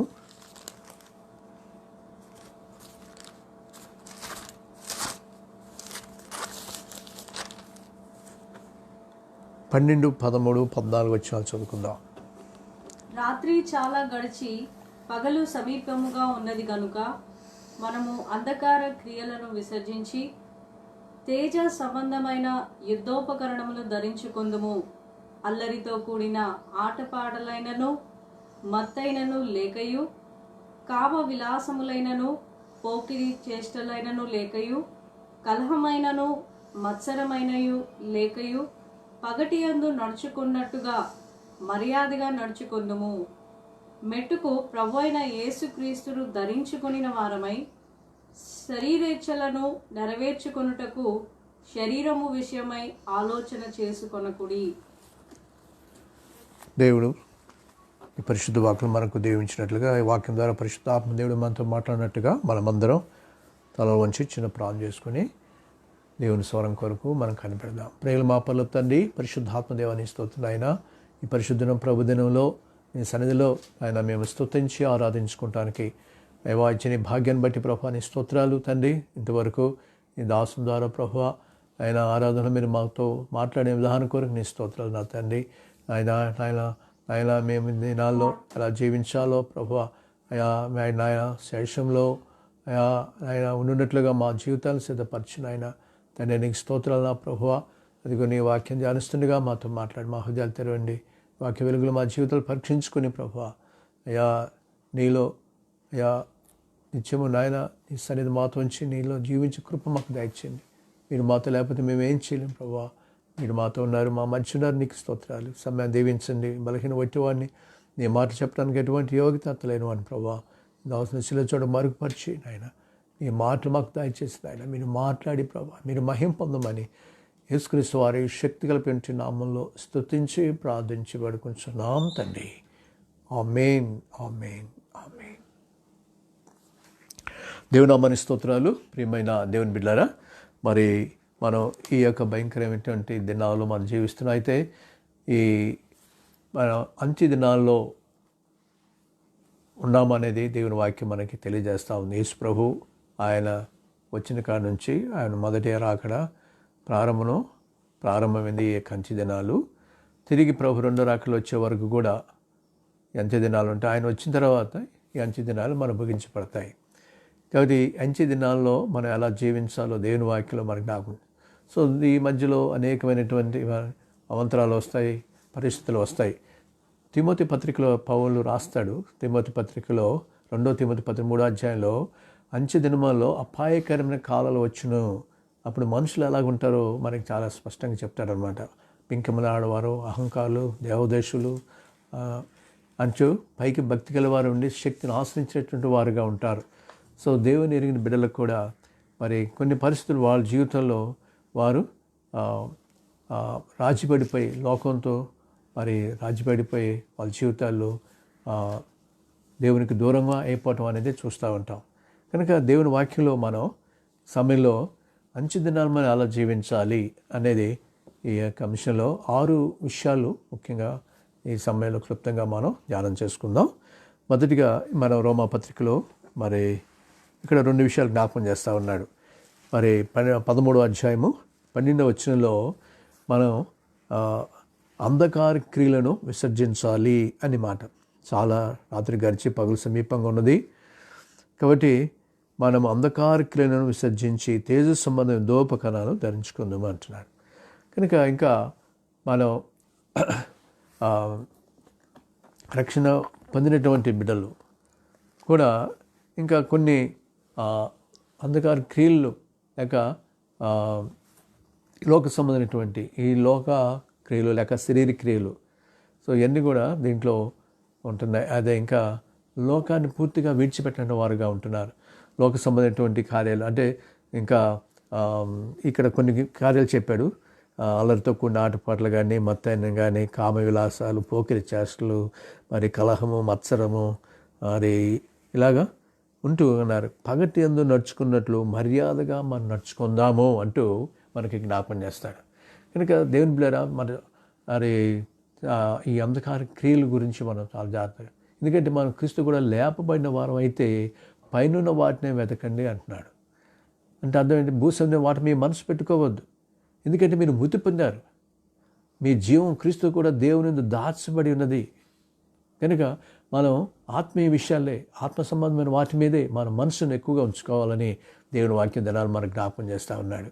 కనుక మనం జాగ్రత్త కలిగి మనం ప్రతి విషయంలో కూడా దేవుని వాక్యం మనకి సెలవిస్తున్నట్టుగా మరి దేవుని వాక్యం మనం చూస్తాం. చాలామంది మరి పాత నిబంధనలు మనం చూస్తే వాళ్ళు సంసోను చూస్తే వ్యభిచారం మనసునే కలిగి ఉంటున్నాడు. ఎంత దేవుడు ఎంతో ప్రత్యేకమైన పని కొరకు ఏర్పాటు చేసుకుంటే ఆ వ్యభిచార సంబంధమైనటువంటి మనసును కలిగి ఉంటున్నాడు. మరి సౌలు రాజు అయితే దేవుడు ఎంత మరి రాజుగా చేసి ఉంచి ఎంతో ఉన్నతంగా తాను చేయాలనుకుంటే తను ఇంకా అసూయను ద్వేషాలతో తన యొక్క జీవితాన్ని ముగించుకుంటాడు. ఇలాగే మరి మనం ఇంకా అనేక మంది చూస్తాం. మరి బిలాము కానీ, గేహాజీ కానీ, ఇస్కరియోతు యోధా మనం. సో వీళ్ళు ధనాపేక్ష కలిగిన వారు. సో దేవుని ఎదిగినటువంటి వాళ్ళు, దేవునితో సహవాసం చేస్తున్న వారు కూడా ఇలాంటి పరిస్థితుల్లో వాళ్ళు జీవించారు అంటే ఇది మనకి గొప్ప హెచ్చరిక అన్నమాట. అయితే కొంతమంది దేవుని బిడ్డలు వారు దేవుని కొరకు వీటిని జయించి వాళ్ళు దాన్ని ముందుకు నడిచిపోయారని మనం చూస్తాం. మరి శరీరకాలను జయించినటువంటి యేసేపు మనం చూస్తాం. దావీదు మరి జయించి తాను కూడా కొన్ని పడిపోయాడు, కానీ పశ్చాత్తాపడి తన జీవితంలో ఎప్పటికప్పుడు తాను సరిచేసుకునేవాడు. దానియేలు, మరి ఇలాగా రూతు, ఇలాంటి బిడ్డలు వాళ్ళ జీవితాల్లో వాళ్ళు అంధకార క్రియల్ని విసర్జించి వాడిని జయించి ప్రభు కొరకు ముందుకు సాగిపోయారు. మరి ఇంకా కాబట్టి ఇవన్నీ కూడా మరి అయితే కొంతమంది ఆసక్తికరంగా జీవించి వీటిని జయించిన వాళ్ళు పౌలు మరి తన శరీరాన్ని ఎప్పుడు నల్లగొట్టుకునేవాడు. ఎందుకంటే నేను భోజించిన తర్వాత భ్రష్నైపోతానేమో. మొదటిగా మనం ఈ అంత్య దినాలు ఎలా జీవించాలంటే ఈ యొక్క అంధకార క్రియలను లేక శరీర సంబంధమైన క్రియలు, లోకాన్ని ఎక్కువగా మనం ప్రేమిస్తున్నామేమో వాటిని మనం విసర్జించాలి. కాబట్టి మనం ప్రభుత్వం కూడా చనిపోయాం, పాత బ్రతుకును చనిపోయాం, జీవించేవారు మనం కాదు, క్రీస్తు మనలో జీవిస్తున్నాడు. కాబట్టి శరీర కార్యాల మీద జయ జీవితం కలిగి జీవిస్తున్నామా మనం పరీక్ష చేసుకోవాలి. రెండోది మరి దేవుని బిడ్డ దీంట్లో నేను చెప్తున్నాడు 14 వచనంలో, మెట్టుకు ప్రభువైన యేసుక్రీస్తును ధరించుకొని వారై శరీరేచ్ఛలను నెరవేర్చుకున్నట్టుకు శరీర విషయమై ఆలోచన చేసుకోనుకుడి. సో రెండోది మనం క్రీస్తును ధరించుకోవాలి. సో మనం ఇది బాప్తిసం ద్వారా మనం క్రీస్తుని ధరించుకున్నామని గలతీ పత్రిక 3:26 మనం చెప్తారు. సో క్రీస్తుని ధరించుకున్న మనము క్రీస్తుని మన జీవితంలో చూపించాలి. అందుకని పౌలు గలతీ పత్రికలోనే తను 3 సిలువలు వేసుకున్నట్టు మనం చూస్తాం దేవుని వాక్యంలో. గలతీ 2:20లో ఇంకా జీవించేవాడు నేను కాదు, క్రీస్తే నాలో జీవిస్తున్నాడు, ఇప్పుడు జీవిస్తున్న జీవితము నన్ను ప్రేమించి నా కొరకు తాను అప్పగించుకునే యేసుక్రీస్తునందుల విశ్వాసం వలన నేను జీవిస్తున్నానని దేవుడు జ్ఞాపకం చేస్తాడు. మరి అలాగే శరీరేచ్ఛలను సిలువ వేసుకున్నాడు, అలాగే లోకానికి సిలువ వేసుకున్నాడు. సో ఇలాగా అవి చెప్పుకున్నప్పుడే క్రీస్తును మనం ధరించుకున్న వారుగా ఉంటాం. కేవలం మనం తర్వాత ఏమంటాడంటే కేవలం మనం చెడు చేయకుండా మనం ఉండటమే కాదు, క్రీస్తుని ధరించుకున్న వారు సత్క్రియలతో మనం మేలు చేయాలి అంటాడు మనం. సో ఇంకా చెడు చేయకుండా మనం మామూలుగా ఉండటం కాదు, మేలు చేయాలి. యేసు వారు కూడా ఒక వచనం మీకు జ్ఞాపకం చేస్తాను. ఆయన అపోస్తుల కార్యాలు మరి 10వ అధ్యాయం 38వ వచనంలో ఆయన జీవించిన కాలంలో ఆయన మేలు చేస్తూ, స్టూడెంట్ ప్లేరా 10వ అధ్యాయము 38వ వచనం చదువుకుందాం. 10వ అధ్యాయము 38. అదేదనగా దేవుడు నజరేయుడైన యేసును పరిశుద్ధాత్మతోనూ శక్తితోనూ అభిషేకించినది.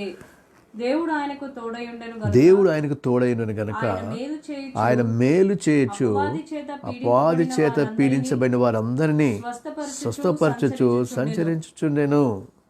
సో ఆయన గురించి సాక్ష్యం రాయబడింది ఇక్కడ. మన యేసుప్రభువు వారు మరి పేతురు తన శిష్యుడు యేసుప్రభువు వారు ఎలాగ ఉన్నారో చెప్తున్నాడు అన్నమాట. ఆయన మేలు చేయొచ్చు, దేవుడు ఆయనకు తోడై ఉన్నాడు కనుక ఆయన మేలు చేయొచ్చు, అపవాది చేత పీడించబడిన వారందరినీ కూడా స్వస్థపరచు. కనుక మనం మేలు చేయాలి, మేలు చేయట్లు విసుకోవద్దు. మరి అలాగా మనం ఎప్పుడు కూడా మేలు చేసి, ఎందుకంటే మేలు చేసేవాడే జీవ పునరుద్ధానంలో లెగుస్తారని కూడా దేవుడు మనకి వాగ్దానం ఇస్తాడు. కనుక దేవుని బిడ్డలారా మనం మేలు చేసే వరకు ఉండాలి. సో క్రీస్తుని ధరించుకున్న వారు మన జీవితంలో మరి అంచు దినాల్లో ప్రభు మనం చూపించాలి. కాబట్టి ఆయన ప్రేమ స్వరూపి, ఆయన ప్రేమ మనం ధరించుకున్నాం, ఆయన నీతి, ఆయన సత్యాన్ని మనం ధరించుకున్నాం. కనుక క్రీస్తు వలె మనం అన్ని విషయాల్లో మనం ఎదుగుదుము అంటూ మనకు రాస్తాడన్నమాట. కాబట్టి క్రీస్తును ధరించుకోవాలి అనేది. మూడో విషయం దేవుని బిడ్డలారా మీకు జ్ఞాపకం చేస్తాను. మనం ప్రకటన గ్రంథం అంచె దినాల్లో మనం ఎలా జీవించాలి అంటే చాలా స్పష్టంగా ఒక మాట రాస్తాడు. ప్రకటన గ్రంథం 1:3 మనం చూస్తే 1 సమయము సమీపించింది. ఈ ప్రవచన వాక్యాలు సమయం సమీపించింది కనుక అనగా దేవుని యొక్క రాకడ సమీపించింది. లేకపోతే అంచె దినాల్లో మనం జీవిస్తున్నాం కాబట్టి ఆయన రాకడెప్పుడో మన పోకడెప్పుడో తెలియదు. మన జీవితాల్లో మనం ఇది చాలా జాగ్రత్తగా. అయితే ఇక్కడ ఏమన్నాడంటే మూడోది మనం ప్రవచన వాక్యం చదువువాడను వాటిని గైకొనేవాడు. ప్రవచన వాక్యం అంటే సో దేవుని వాక్యాన్ని గైకొనాలి అనేది స్పష్టంగా తెలియజేస్తారు. కనుక మనం అంచె దినాల్లో దేవుని వాక్యం మనం గైకొనాలి. కేవలం విని మనం నేర్చుకోవటమే కాదు, గైకొనే వారంగా ఉండాలి, లోబడి నడుచుకునే వారంగా ఉండాలి. ఎందుకంటే రక్షణ విషయంలో ఎదుగు నిమిత్తము ఆ పాలను అపేక్షించండి అంటూ పౌలు రాస్తాడు. రక్షణ పొందే పెద్దలు దేవుని వాక్యం ఎల్లప్పుడూ కూడా నిత్యము మనం ధ్యానం చేస్తూ ఉండాలంటాడు కీర్తనకాలంలో. దివారాత్రులు ధ్యానించేవాడు ధన్యుడు, అతడు నీటి కాలంలో ఎవరో నాటబడింది ఆకువాడక తన కాలమందు ఫలమిచ్చే చెట్టు వలె ఉండును అని దేవుని వాక్యం మనకి జ్ఞాపకం చేస్తాడు. కనుక దేవుని వాక్య ప్రకారం జీవించేవారు లేదా అపవాదిని కూడా జయిస్తారు. ఎందుకంటే వాక్యం మనం తెలియకపోతే దుష్టుడు సాతాను మన అనేక రకాలుగా మనల్ని మళ్ళీ తప్పుడు త్రోవలో నడిపించడానికి ప్రయత్నం చేస్తాడు. యేసుప్రభుని మరి పడేయాలని మరి 40 దినాల ఉపవాసం తర్వాత మరి శోధించడం మనం చూస్తాం. మరి యేసుప్రభుని శోధించినప్పుడు యేసుప్రభు ఒకటే ఆయన దాన్ని ఎలా జయించాడంటే వాక్యం 3 సార్లు కూడా దేవుని వాక్యమే ప్రభు ఉపయోగించారు. మనుషులు అట్టి వాళ్ళు మాత్రమే కాదు, దేవుని నోటి నుంచి ప్రతి మాట వాళ్ళు జీవిస్తారని చెప్తారు. నీ దేవుడి నోహం శోధించవాలని ఉంది దీంట్లో. సో ఇలాగా వాక్యంని ఆయన ఎత్తి చూపిస్తూ ఆయన జయించాడు. కనుక ఆ వాక్యం మనకి తెలియకపోతే సాతాను మనల్ని చాలా తప్పుల్లో అని నడిపిస్తుంది. సో వాక్యం మన ఆత్మీయ జీవితంలో మనం బలపరుచుద్ది, పాపం చేయకుండా మనల్ని కాపాడుతుంది, సోదరులను జయించడానికి మనకు శక్తినిస్తుంది. సో ఈ వాక్యం మనం గైకునే వారంగా ఉండాలి అని దేవుని వాక్యం మనకి చాలా స్పష్టంగా తెలియజేస్తూ ఉంది. కనుక మూడోది దేవుని వాక్యాన్ని మనం గైకొనాలి. 4వది దేవుని బిడ్డ మనకి సమయం కొద్దిగా ఉందనుక నేను క్లుప్తంగానే మీకు జ్ఞాపకం చేస్తున్నాను. మరి మంచి దినాల్లో, ఈ చివరి దినాల్లో, అపాయకరమైన కాలాల్లో జీవిస్తున్న మన జీవితాల్లో మనము ఎలా జీవించాలి అంటే 1 పేతురు గ్రంథం 4వ అధ్యాయంలో పౌలు ఒక సత్యాన్ని జ్ఞాపకం చేస్తాడు. ఎందుకంటే అన్నిటి అంతం సమీపంగా ఉంది అని చెప్తూ పౌలు అక్కడ మాట చెప్తాడు అనమాట. పేతురు గ్రంథం 4వ అధ్యాయం 1 పేతురు. ఎందుకంటే పేతురు కాలంలో కూడా ఆయన రాసినప్పుడు క్రైస్తవులు చాలా హింసించబడుతున్నారు, చాలా శ్రమల కింద వెళ్తున్నారు. మరి ఆ దినాల్లో తను రాసినటువంటి విషయం ఏంటంటే 1 పేతురు 4:7 చదువుకుందాం. అయితే అన్నిటి అంతము సమీపమై ఉన్నది కాగా మీరు స్వస్థ బుద్ధి గలవారై ప్రార్థనలు చేయుటకు మెలకువగా ఉండుడి. చాలు. కాబట్టి అన్నిటంత సమీపంగా ఉంది కనుక ఏం చెప్పనంటే ప్రార్థన చేయటంలో మెలకువగా ఉండండి. కనుక అంచె దినాల్లో మనం చేయవలసింది ఏంటంటే మనం ప్రార్థన చేసుకోవాలి. సో ప్రార్థన జీవితాన్ని మనం కలిగి ఉండాలి అనేది దేవుని వాక్యం చాలా స్పష్టంగా తెలుసు. ఎందుకంటే మనము ఎత్తబడే గుంపులో ఉండాలంటే మనం వీటిని అన్నిటినీ జయించుకొని మనం ఎత్తబడాలంటే ప్రార్థన అనేది దేవుని వాక్యంలో లోక 21:36 చాలా స్పష్టంగా మంచిది. ఎందుకంటే ఈ దినాలు శోధనలు మనకి ఎక్కువ వస్తుంది. శోధనలు జయించాలంటే ప్రార్థన ఒకటి ప్రభు మనకిచ్చిన ఆయుధం. ప్రభు మీరు శోధన పడకున్నట్లు మెలకువగొండి ప్రార్థన చేయమని ప్రభు ఆయన గెత్సెమనే తోటలో శిష్యులకి చాలా స్పష్టంగా ఆయన తెలియజేస్తాడు. అయితే లూకా సువార్తలో ప్రభు ఒక మాట చెప్తాడు, మనం వీటన్నిటిని తప్పించుకొని ఆయన ఎదుట నిలబడటానికి శక్తిమంతులుగా ఉన్నట్లుగా మీరు ప్రార్థన చేసి మెలకువగా ఉన్నారు. 21:36 వచనం చూడండి. 21:36 వచనంలో, కాబట్టి మీరు జరగబో వీటెల్లటిను తప్పించుకొని మనిషి కుమారుని ఎదుట నిలబడుటకు శక్తి గలవారగునట్లు ఎల్లప్పుడూ ప్రార్థన చేయొచ్చు మెలకువగా ఉండడని చెప్పి, ఎల్లప్పుడూ ప్రార్థన చేయొచ్చు మెలకువగా ఉండండి. కనుక ఇది చాలా ప్రాముఖ్యమైనటువంటి విషయంగా దేవుడి వాక్యాలు మనకి జ్ఞాపకం చేస్తున్నాడు. కనుక ప్రార్థన లేకుండా ఎవరు కూడా ప్రభు దేవుని బిడ్డలుగా జీవించలేము, క్రైస్తవులుగా జీవించలేము, నీతి కొరకు జీవించలేము, పరిశుద్ధంగా జీవించలేము. సో ప్రార్థనే మనల్ని అన్నిట్లో కూడా మనం దేవుని కొరకు నిలబడటానికి మనల్ని శక్తిమంతులుగా చేస్తుంది. జయించేటకే కాదు, మనం దేవుని కొరకు నమ్మకంగా ధైర్యంగా నిలబడేట్టుగా చేసేది ప్రార్థన జీవితం. లేదా అటు ప్రార్థన లేకుండా ఎంతోమంది వాళ్ళ జీవితంలో తొట్టిల్లిపోయారు. కొంతకాలం అంటే ఇది ఎల్లప్పుడూ ఇది ఉండాలి అంటున్నాడు అనమాట. మనం తొందరపడుతుంటాం కొన్నిసార్లు, ఏం చేయాలో తోచుతుంటాం కొన్నిసార్లు. అయితే ఎప్పుడు కూడా మనం ప్రార్థన జీవితాన్ని మనం కలిగి ఉండాలి, దేవుని మీద ఆధారపడాలి. అందుకని ఈరోజు కూడా డైలీ బ్రెడ్లో ప్రభు ఏం చెప్పాడంటే, ఎవరి మనసు ఆయన మీద ఆనుకుంటుందో వారిని పూర్ణ శాంతి కలవానిగా కాపాడుతాను. కనుక దేవుని మీద మనం పూర్తిగా ఆధారపడటాన్ని మనం నేర్చుకోవాలి. ఎప్పుడైతే ఆధారపడతామో మనకి పూర్ణ శాంతి అనే వరం మనకిస్తాడు. అప్పుడు మనకు తొందరపాటు ఉండదు, కలవరం ఉండదు, వేదన ఉండదు. ఒకవేళ అంటే అవన్నీ ఉండవని కాదు, వాటిలో దేవుడు మనకి నెమ్మదిస్తాడనమాట. ఈనాడు వీటిని చూసి మనం చాలా ధైర్యపడుతున్నాం, ఏమవుతుందో, ఎలాగొస్తుందో, ఏం జరుగుద్దో అనేటువంటి ఈ విషయాలు మనకి చాలా తొందర చేస్తూ ఉన్నాయి. లేదా మరి ఈ కరోనా వైరస్ బట్టి మనం మరి ధైర్యపడకుండా లేక మరి కురింగిపోకుండా, ఒకవేళ మనం మరి ఇది అవుతుందో అది అవుతుందో మనం అవసరం లేదు. దేవుడు చిత్తం లేకుండా ఏది జరగదు, దేవుని చిత్తంలో ఏది మనకు రాదు. కాబట్టి మనం ధైర్యంగా మనం ప్రార్థనాపూర్వకంగా మన జీవితాన్ని మనం కాపాడుకుంటూ మరి అనేక మంది దీంట్లో వాళ్ళు నశించిపోకుండా వారి కొరకు మనం ప్రార్థన చేయవలసిన బాధ్యత మనకెంత ఉంది. కనుక ఈ అంచె దినాల్లో మనం మరి ప్రార్థన మనం మెలకువగా ప్రార్థన చేస్తూ ఉండాలి, ప్రార్థన మెలకువగా ఉండాలి. కాబట్టి లేకపోతే దుష్టుడు సాతాను ఆడు ఎప్పుడు కబలిస్తాడు మనకు తెలియదు. కాబట్టి మెలకువగా ఉంటే మనం వాటిని తప్పించబడి వాటిని ఎదుర్కొని మనం శక్తిమంతులు దేవుని ఎదురు నిలబడటానికి శక్తిమంతులు అవ్వటానికి ప్రార్థనే మనకి. అందుకని యెహోవా కొరకు ఎదురు చూచు అక్షరాదుల వాళ్ళు పైకి అలాగే పరిగెత్తుతారు, సమస్యలకు నడిచిపోతారు యెహోవా కొరకు ఎదురు చూసేవారు. కనుక ఎట్లా ఉంటున్నాం మనొకసారి కనుక దేవుని కొరకు మరి అంత్య దినాల్లో మనం ఎలా జీవించాలంటే ప్రార్థన జీవితం, ఎడదగ్గగా ప్రార్థన చేయాలి, విసుగుగా ప్రార్థన చేయాలి, మరి పట్టుదలతో మనం ప్రార్థన చేయాలి.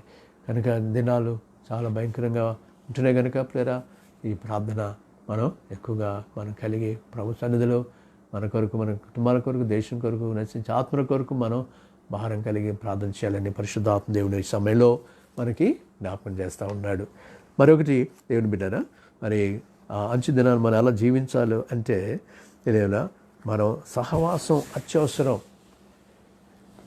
దేవుని బిడ్డలకి సహవాసం, దేవుని దేవునితోనూ దేవుని బిడ్డలతోనూ సహవాసం మనకి చాలా అవసరం అని దేవుని వాక్యంలో మనం చెప్తున్నారు. మన దేవుని వాక్యంలో మాట మనకి నేను బాంబు తీసుకున్న వారికి ఇచ్చే 4 అనుభవాలు ఎప్పుడు చెప్తూ ఉంటాను. ఎందుకంటే వారు అపోస్తల బోధ ఎందును సహవాసం అందును, అపోస్తల 2వ అధ్యాయము 42 వచ్చిన మనం చూస్తాం. అపోస్తల బోధ ఎందును సహవాసం అందును, రొట్టె విరిచిటి ఎందును, ప్రార్థన చేయటి ఎందును ఎడదెగకయుండిరి అనే మాట మనం. సో అపోస్తల బోధ యేసే క్రీస్తు ఉన్నాడని వారు బోధించారు. సహవాసం. సో ఆది క్రైస్తవులు ఎలాగ ఉన్నారంటే వాళ్ళు ఒకరికొకరు ఇంటింట రొట్టె విరుస్తూ వారు కలిసి ఐక్యతగా ఉండి మరి ఉండటం వల్ల వాళ్ళ జీవితాలు చూసి అనేక మంది సంఘంలో చేర్చబడ్డారు, అనేక మంది ప్రభువులకు రావటం మనం చూస్తాం. కనుక ఈనాడు మన జీవితాలు ఎట్లా ఉంటున్నాయో, లేదా మరి మనం ఎంచి దినాల్లో మనం మరి దేవుని బిడ్డలతో సహవాసం అనేది మనం చాలా కలిసి అంటే ఐక్యతలో మనం అలానే తెచ్చుకుంటాం. మరి ఈ మళ్ళీ మనకి మనందరం యేసుక్రీస్తు ఒకటే ఉన్నాము అనే విషయాన్ని మనకి తెలియజేస్తూ ఉంది. కనుక మరి నిజంగా క్రైస్తవులు సహవాస బలంలో మళ్ళీ చాలా సమస్యలు మనం జయిస్తాము అని దేవుని వాక్యం చెప్తుంది. కాబట్టి శ్రమలో క్రైస్తవులు కూడా మరి ప్రేమ ఓర్పుల ద్వారా వారిని జయిస్తారు. సో నిజంగా శ్రమల్లో మనం అందరం కలిసి ప్రార్థన చేయడం ద్వారా, అందరం కలిసి సహవాసం చేయడం. కాబట్టి ఎవరు ఎక్కడున్నా కానీ అందరం కూడా ఐక్యతగా మనం ప్రార్థన చేస్తున్నప్పుడు లేదా తప్పకుండా దేవుడు గొప్ప కార్యాలు మన పట్ల ఆయన చేస్తాడు. మన దేశాన్ని మన దేవుని కొరకు మనం సంపాదించుకుంటాం. కాబట్టి సహవాసం అనేది చాలా ప్రాముఖ్యం. అంచు దినాల్లో మనం నేను ఒకరికొకరు, ఎందుకంటే ఒకరికొకరు మనం బలపరచుకోవాలి, ఒకరికొకరు ప్రోత్సహించుకోవాలి. మరి దేవుని వాక్యం చెప్తాడు, ఆ దినము సమీపించుకోలేదు, మీరు ఆ దినం సమీపించుకోలేదు, మీరు కూడటం మానక మరి అత్యధ్యం చేతిలో హెచ్చరించుకుంటూ మనం కూడుకుని మానక మనం ప్రోత్సహించుకోవాలి అని దేవుని వాక్యం మనకి జ్ఞాపకం చేస్తాడు. చూడుగా నేను చెప్పి ముగించేస్తాను. 6వది దేవుని బిడ్డలారా, అంచె దినాల్లో మనం ఎలా జీవించాలి అంటే మనము సాక్షులుగా ఉండాలి అనేది అపోస్తలుల కార్యాలు 1:8 మనకి బాగా తెలిసినటువంటి వాక్యం. ఇక్కడ చాలా స్పష్టంగా పరిశుద్ధాత్మ దేవుడు జ్ఞాపకం చేస్తే, పరిశుద్ధాత్మ మీ మీదకి వచ్చినప్పుడు మీరు శక్తి పొందుదురు కనుక మీరు యెరూషలేములోను యోదయ సమరయ దేశముల అంతటను బోధిగంతముల వరకును నాకు సాక్షులైందురని వారితో చెప్పాను. కాబట్టి సాక్ష్య జీవితం చాలా అవసరం. ఈ సాక్ష్యాన్ని చివరి వరకు కాపాడుకోవాలి. అంటే అదే రక్షణ వరకు కాపాడుకోవాలి. దేవుని వాక్యంలో మాట చెప్తాడు, మనం సాక్ష్యం ద్వారా దుష్టిని జయిస్తామని. ప్రకటన గ్రంథం 12 వారు తామిచ్చిన సాక్ష్యాన్ని బట్టి, ప్రకటన 12:11 వచనంలో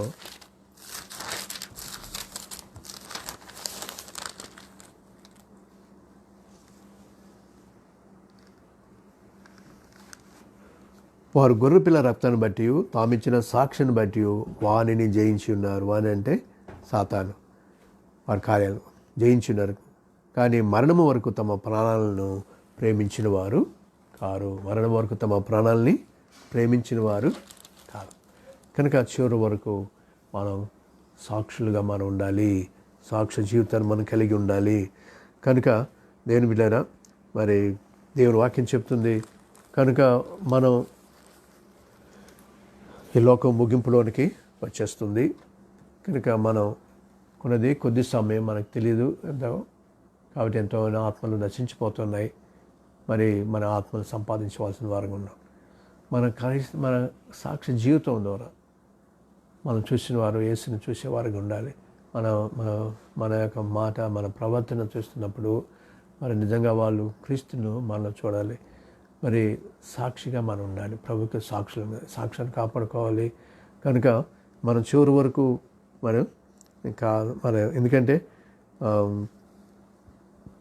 సువార్తకి ద్వారాలు కూడా మూయబడి తలుపులు తెరిచున్నాయి. కాబట్టి చాలా రాత్రి గడిచి పగలు సమీపంగా ఉంది. చీకటి కాలం వస్తుంది, ఇంకా మనకంటే పగలంత వరకు మనం పనిచేస్తాం, తర్వాత ఎవరు చేయలేం. కాబట్టి అది కూడా మనకి రాస్తాడు యోహాను సువార్తలో 9:4 ప్రభు మరి పగలున్న వరకు నేను పని చేయాలి, రాత్రి వస్తే ఎవరు చేయలేం మనం. కాబట్టి దేవుడిచ్చిన సమయంలోనే మనం కొన్ని ఆత్మలు దేవుని కొరకు మనం సంపాదించుకోవాలి. ఆత్మను దేవుని మనం నడిపించాలి. ఎందుకంటే మరి ఎన్నో ఆత్మలు దేవుని వాక్య సత్యాన్ని తెలుసుకోలేక అజ్ఞానంలో, ఎందుకంటే సాతాను అనేక మంది వారి అవిశ్వాసాన్ని బట్టి మనోనేత్రాలు గుడ్డితనం కలిగజేస్తారు. దేవుని యొక్క వెలుగును చూడలేకుండా, దేవుని యొక్క సత్యాన్ని అందుకునేకుండా, దేవుని యొక్క ప్రేమను అర్థం చేసుకోలేకుండా మరి ఈ యుగ సమయ దేవత మనోనేత్రాలకి అవిశ్వాసమైన మనోనేత్ర గుడ్డితనం కలిగజేస్తాం. కాబట్టి మనం వాక్య సత్యం తెలిసి మనం దేవుని వాక్యాన్ని ప్రేమతో మనం చెప్తూ మనం సాక్షులుగా మనం జీవించాలి. సో ఇది మొదటిగా మనం ఈ ఇంట్లో సాక్షిగా ఉండాలి, మన గ్రామంలో, మనం దేశంలో, ప్రపంచానికి.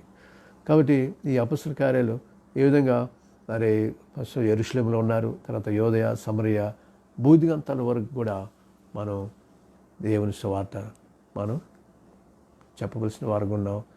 ఎందుకంటే మనకున్నది ఒకే ఒక జీవితం, అది త్వరగా గతించిపోతుంది. యేసే కొరకు చేసేది నిత్యము నిలిచేది. Whatever you do it will be. కాబట్టి దేవుని కొరకు మనం మనకున్న సమయం కొద్దిగా, రేపు మంది కాదు, ఈరోజే సమయం, రేపు ఏమవుతుందో మనకు తెలియదు. కాబట్టి సమయం ఉండగానే మనం కొన్ని ఆత్మలైన దేవుని కొరకు మనం సంపాదించాలని దేవుడి అంచు దినాల్లో మనం ఆయనకి సాక్షులుగా ఉండాలని దేవుడు మనకి జ్ఞాపకం చేస్తున్నాడు. కనుక ఈ 6 విషయాలు దేవుని బిడ్డలారా అన్నిటి అంత సమీపంగా ఉంది. కాబట్టి అంచు దినాల్లో మనం ఎలా జీవించాలో మరొకసారి మనం జ్ఞాపకం చేసుకుందాం. మొదటిగా అంధకార క్రియను మనం విసర్జించాలి. మనం అంధకార క్రియను విసర్జించాలి. రెండోది క్రీస్తును ధరించుకోవాలి అనేది దేవుని వాక్యంలో మనం చెప్పాడు. మూడోది వాక్యాన్ని గైకొనాలి. నాలుగోది పిల్లరా ప్రార్థన జీవితం మనం కలిగి ఉన్నాం. అంచు దినాల్లో మనం ఎలా జీవించాలంటే ప్రార్థన ద్వారానే మనం జీవితం జీవిస్తాం. ప్రార్థన ద్వారానే అనేక మందిని మనం ప్రభు దగ్గరికి నడిపించగలం. తర్వాత మనం అత్యవసరం సహవాసం కలిగి ఉండాలి. తర్వాత సాక్షులుగా మనం ఉండాలి. మనం ఎలాగుంటున్నా ఒకసారి దేవుని బిడ్డలారా మనం పరీక్ష చేసుకుందాం. అంచు దినాలు మనం, ఎందుకంటే ఇది వచ్చింది కాబట్టి ఇది అంచు దినాలని నేను చెప్పట్లేదు, కానీ మన జీవితం ఎప్పుడు కూడా మనం చివరిలో ఉన్నాం. ఎందుకంటే యాక్చువల్గా 70 వారాల యొక్క ప్రవచనంలో దేవుడు చెప్పినవన్నీ కూడా ఆయన నెరవేర్చబడ్డాయి. ఇంకా చివరి 70 వారాల ప్రవచనంలో మనం 69, 70 దానికి మధ్యలో ఉంటున్నాం. ఇక్కడ మరి సంఘం వచ్చింది, సిలువ, యేసు ప్రభు. సో ఇది దీనికి అంతం వచ్చేస్తుంది. కాబట్టి మనం ప్రభు వచ్చినప్పుడు సంఘం ఎత్తబడుతుంది. ఇంకా 7 ఏళ్ళ శ్రమ కాలం అనేది స్టార్ట్ అవుతుందని దేవుని వాక్యం చెప్తా ఉంది. కాబట్టి మనం అంచు దినాల్లో మనం ఎలా జీవించాలో పరిశుద్ధాత్మ దేవుడి సమయంలో మనం జ్ఞాపకం చేస్తున్నారు. ప్రభు తన మరి కార్యం ముగించే రక్షణ మరి ఆయన సిలువలో చనిపెట్టి లేచి ద్వారా మనకి రక్షణ సిద్ధపరిచారు. కాబట్టి ఇంకా రక్షణ పొందాలి. రక్షణ పొందిన వాళ్ళు క్రీస్తు స్వరూపులు మాత్రం నేను రక్షణ యొక్క క్రమం గురించి రోజు కూడా మరి జ్ఞాపకం చేస్తున్నాను. తప్పకుండా మీరు మరి ఒక అరగంట ఈ రక్షణ క్రమం, రక్షణ అవసరమా, రక్షణ కొందరికా అంటూ ఈ అంశం మీద రక్షణ క్రమం గురించి మరి ఈ 5 మెట్లు నేను చెప్తూ వస్తున్నాను. కానీ తప్పకుండా మీరు వినండి. ఎందుకంటే రక్షణ పొంది ఉండాలి. రక్షణ పొందిన వాళ్ళు ఎలా జీవించాలో అనేది నేను చెప్తున్నాను అనమాట.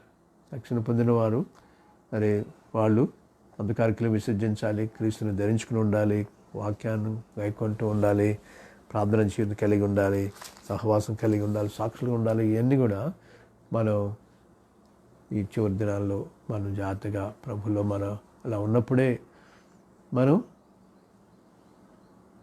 ఎత్తబడి గుంపులో మనం ఉంటాం. ప్రభు కొరకు మనం సిద్ధపడి ఉంటాం. కనుక దాన్ని మనం ఒకసారి పరీక్షించుకొని మనం ప్రభువా దినాల్లో నన్ను నీలో నన్ను సిద్ధపరచు నాయన. నీ కృపలో ఆయన అన్నింటిలో కూడా ప్రతి విషయంలో ఎక్కడ తొలగిపోతున్నాం, అందుకనే నీకు ఆయుష్కరమైన మార్గం నాలో ఉన్నదేమో నన్ను పరీక్షించిన ఆయన నిత్య మార్గం నన్ను నడిపించని ప్రార్థన చేశాను. సో మనం ఆ రెండు మార్గాలు మన ఎదుట, ఒకటి జీవపైన మార్గం, మరణ మార్గం. కనుక ఏ మార్గంలో మనం ఉంటున్నాం, ఎలా నడుచుకుంటున్నాం ఈ లోకంలో. కాబట్టి దేని బిడ్డరా ప్రతి మార్గానికి దానిలో అంతం ఉంటుంది తప్పకుండా. కాబట్టి మంచి దినాలు పక్కన కాలాలు వస్తాయని దేవుని వాక్యం చెప్తుంది. కనుక మనం యేసులో మనం నిలుద్దాం. యేసే మనకు తోడుగుంటానికి లోకానికి వచ్చాడు. ఆయన మనకి మానిల దేవుడిగా మనలో ఉంటున్నాడు, మనతో ఉంటున్నాడు, మనల్ని నడిపించడానికి పరిశుద్ధాత్మ దేవుడు మనలో ఉంటున్నాడు. కనుక ఆయన కలిగి జీవిస్తూ ఆయనలో మనటున్నప్పుడు ఇవన్నీ కూడా మనం చేయగలం. ఆయన మనల్ని నడిపిస్తాడు. కాబట్టి ఆత్మ కలిగి జీవిస్తూ మనం జాగ్రత్తగా ప్రభువులో మనం నిలిచి ఉందాం. ప్రార్థన చేసుకుందాం. ప్రేగులు మా పల్లవ తండ్రి, పరిశుద్ధాత్మ దేవుని స్తోత్రం చెల్లిస్తున్నాం. ప్రభువా, ఈ అంచె దినాలు మేము ఎలా జీవించాలో ఆత్మ తండ్రి, పరిశుద్ధాత్మ దేవ మీరు మాతో ఉన్నారు తండ్రి. నాయన ఆత్మ తండ్రి, మీరు మాతో ఉండి ఇవన్నీ కూడా ఆయన చేయించడానికి మీకు కృపించే దేవుడు నాయన. నీకు వేరుగా మేము ఏం చేయలేము మా ప్రభువా. ఆత్మ తండ్రి నాయన అయ్యా, మరి మాలు ఇంకా సిరికిలు వస్తూ ఉంటాయి ప్రభా. ఇంకా లోకాన్ని ప్రేమించేటువంటి ప్రభా, లోకంతో రాజీ పడిపోతున్న కొన్నిసార్లు అలాంటి పరిస్థితి మాకు వేయవచ్చు ఆయన. నిన్ను ధరించుకున్న వారంగా, నేను ప్రేమను ధరించుకున్న వారంగా ప్రభా అయ్యా తండ్రి, నిన్ను పోలి నడుచుకునే బిడ్డంగా నీ పోలికలో మార్చబడుతూ ప్రభా, నువ్వు వచ్చినప్పుడు సిగ్గులేని మొహం ఎదుర్కొంటాను సహాయం చేయండి ప్రభా. నీ స్తోత్రాలు తండ్రి నాయన. మా జీవితంలో నీ వాక్యాన్ని గైకొంటూ ప్రభా అయా ప్రార్థన జీవితం కలిగి ఆయన సాక్షులుగా నీ కొరకు అంతవరకు అయా మాకున్నది ఒకే జీవితం అయ్యా అది త్వరగా గతించిపోతుంది ప్రభా. కొన్ని ఆత్మలు ఆయన కొరకు సంపాదించుకునే వారంగా ప్రభా అయ్యా నా తండ్రి, మేము రక్షణ పొందితే ఇతరులను రక్షిస్తాం, మేము వెలుగుతుంటే ఇతరులను వెలిగిస్తాం ప్రభా. అటు అనుభవం కలిగింది ఆయన సాక్షులుగా చివరి వరకు నాయన నమ్మకమైన బిడ్డగా జీవిస్తూ అయా ఎత్తబడి గుంపులో ప్రతి బిడ్డను కూడా సిద్ధపడి సహాయం చేయండి. మరి ముఖ్యంగా దినాలు ప్రభా ఈ యొక్క కరోనా వైరస్ ఎంతమందిని ప్రభా మరి నాయన వేధిస్తుంది తండ్రి, వాళ్ళందరి నుంచి నేను నెమ్మది దయచేయండి ప్రభా. తండ్రి నాయన అనేక మంది ప్రభా నశించిపోతున్నారు ప్రభా, సహాయం చేయండి ఆయన. నువ్వే కనికరించే దేవుడు నాయన. తండ్రి నాయన నీ స్తోత్రాలు ప్రభా. నాయన నీ కొందనాలు నాయన. దాన్ని రప్పించిన వాడు నువ్వే, తీసేసేవాడు నువ్వే కనుక ప్రభా. అయ్యా గాయం రేపేవాడు నేను, కట్టివాడు నేనని చెప్తున్న దేవుడు ప్రభా. అయ్యా నీకు స్తోత్రాలు తండ్రి. ఈ పరిస్థితి నుంచి నీ బిడ్డలు విడిపించి రక్షించి ప్రభా, మేము ఆయన నీలో అయ్యా ప్రతి ఒక్కరూ నీలో జీవిస్తున్నాయన, నిన్ను పోలి జీవిస్తున్నాయన, నీ పోలికలో మార్చబడుతూ ప్రభా. వీటన్నిటి నుంచి నీ కృపలో మేము ఎదుగుతూ ప్రభా నమ్మకంగా నీలో జీవించే కృప మాకు దయచేయమని దేవా నీకు వందనాలు చెల్లిస్తూ తండ్రి, మీరు మాతో ఉన్నారు కనుక మమ్మల్ని చేపి నడిపిస్తున్నారు కనుక నీకు స్తోత్రాలు.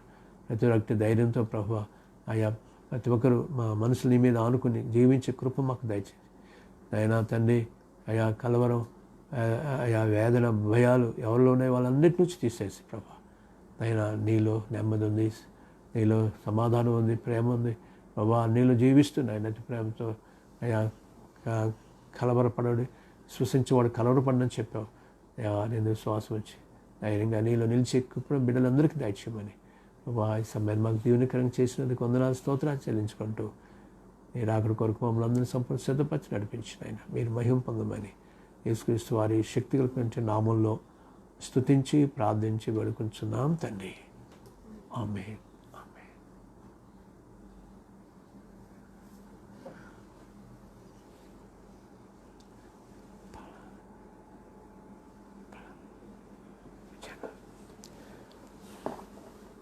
మనందరం తలలో వచ్చినట్లయితే ప్రాణ బాల కొరకు మన జీవితాలు సిద్ధపరచుకొని బలు తీసుకుందాం.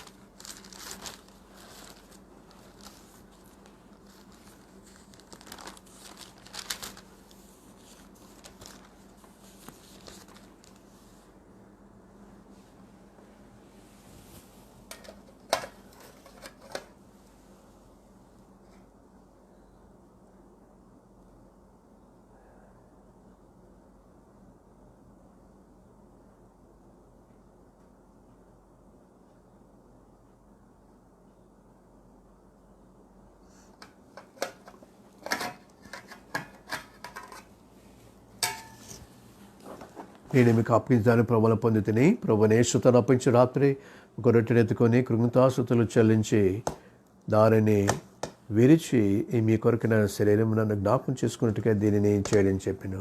ప్రేమ నమ్మకమైన మా పరలోక తండ్రి, పరిశుద్ధాత్మ దేని స్తోత్రులైనా మా అతికి మకిలిని బట్టి మీరు గాయపరచబడ్డారు, మా దోషాలను బట్టి మీరు నలగొట్టబడ్డారు. ప్రభాని స్తోత్రాలు అయ్యా. నీ శరీరాన్ని సాధించినట్టు దీవించి ఆశించండి ప్రభా. నా తండ్రి నాయన అయ్యా అయ్యా అయ్యా ఇచ్చినటువంటి మాట సహవాసులో నాయన అయ్యా అయ్యా నా తండ్రి నాయన బోధలో సహవాసులో రొట్టె విరిచిట్లు ప్రార్థన చేయట్లు ఎర్ర దగ్గరకు ఉన్నట్లుగా ప్రభా మీ బిడ్డలుగా తండ్రి నాయన అంతవరకు నమ్మకంగా తండ్రి ప్రభా అయ్యా నేను సిలువను మోస్తూ నేను వెంబడిస్తూ ప్రభా అయ్యా ఈ ప్రేమను అనేక మంది మేము పంచుకునేవారంగా ప్రభా. నీలో ఐక్యం కలిగి సమాధానం కలిగి ఈ ప్రేమను అనేక మంది పంచుకునేవారికి సహాయం చేసి అయ్యా మీరు మహిమ పొందమని యేసుక్రీస్తు వారి శక్తి కలిపిన నామంలో స్తుతించి ప్రార్థించి వేడుకుంటున్నాం తండ్రి. ఆమేన్ ఆమేన్. ఎవరైతే ప్రభు బలలో సిద్ధపడ్డారో వారు మాత్రం మీ చేతులు ఎత్తించితే మీ కొరకు తీసుకున్నప్పుడు చిన్న మొక్కు తెంచుకొని ప్రక్క వారికి అందించి సహాయం చేయండి.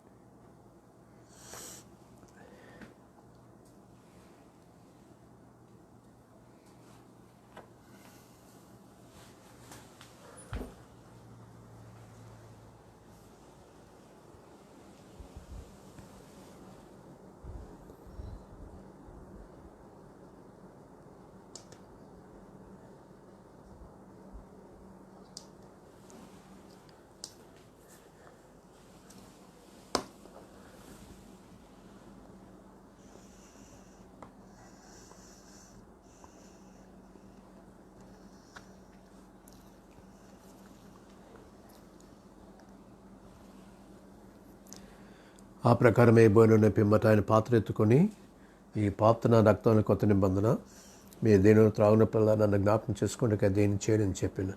మీరు ఎటు తిని పాత్రను త్రాగునప్పుడల్లా ప్రభు వచ్చే వరకు ఆయన మరణాన్ని ప్రచురించదు. కాబట్టి ఎవడు వేగంగా అప్పుడు తిననో లేక ఆయన పాత్రను త్రాగునో వాడు ప్రభు శరీరానికి వచ్చి రక్తానికి వచ్చి అపరాధం. కాబట్టి ప్రతి మనుషుడు తాను పరీక్షించుకున్నాను. అలా చేశారు. ఎటు తిని ఆ పాత్రను త్రాగను. ప్రేమవుతండి పరిశుద్ధ దేవానికి స్తోత్రనైనా మా కొరకు చిందించి మీ పరిశుద్ధ రక్తాన్ని బట్టి కొందనాలు. మీ రక్తంలో కొని కడిగి మీ బిడ్డలుగా మమ్మల్ని చేసుకునే సయానికి స్తోత్రాలు. మీ రక్తానికి సాదృశ్య ద్రాక్షలను దీవించి ఆశించండి. నూతన పరిచయనైనా నేను దినముని స్వారీపులో మార్చబడుతూ ప్రభువా వచ్చినప్పుడు సిగ్లను మొత్తం ఎదుర్కొంటాను సహాయం చేయండి. దాన్ని నీ కొందనాలు మమ్మల్ని మీ చేతిలో పెట్టుకున్నాను. నీ చేతిలో నడిపించినైనా మీరు మహిం పొందమని మీకు స్తోత్రాలు చెల్లిస్తూ యేసుక్రీస్తు వారి శక్తి కల్పించిన నామంలో స్తుతించి ప్రార్థించి వేడుకుంటున్నాం తండ్రి. ఆమేన్ ఆమేన్. ఎవరైతే ప్రభు బల రొట్టెలో పాలు పొందారో రాక్షసులో పాలు పొందడానికి మీ చేతులు బాగా ఎత్తించండి. తీసుకురామని చిన్న గుక్కు తాగి ప్రక్క వారికి అందించి సహాయం చేయండి.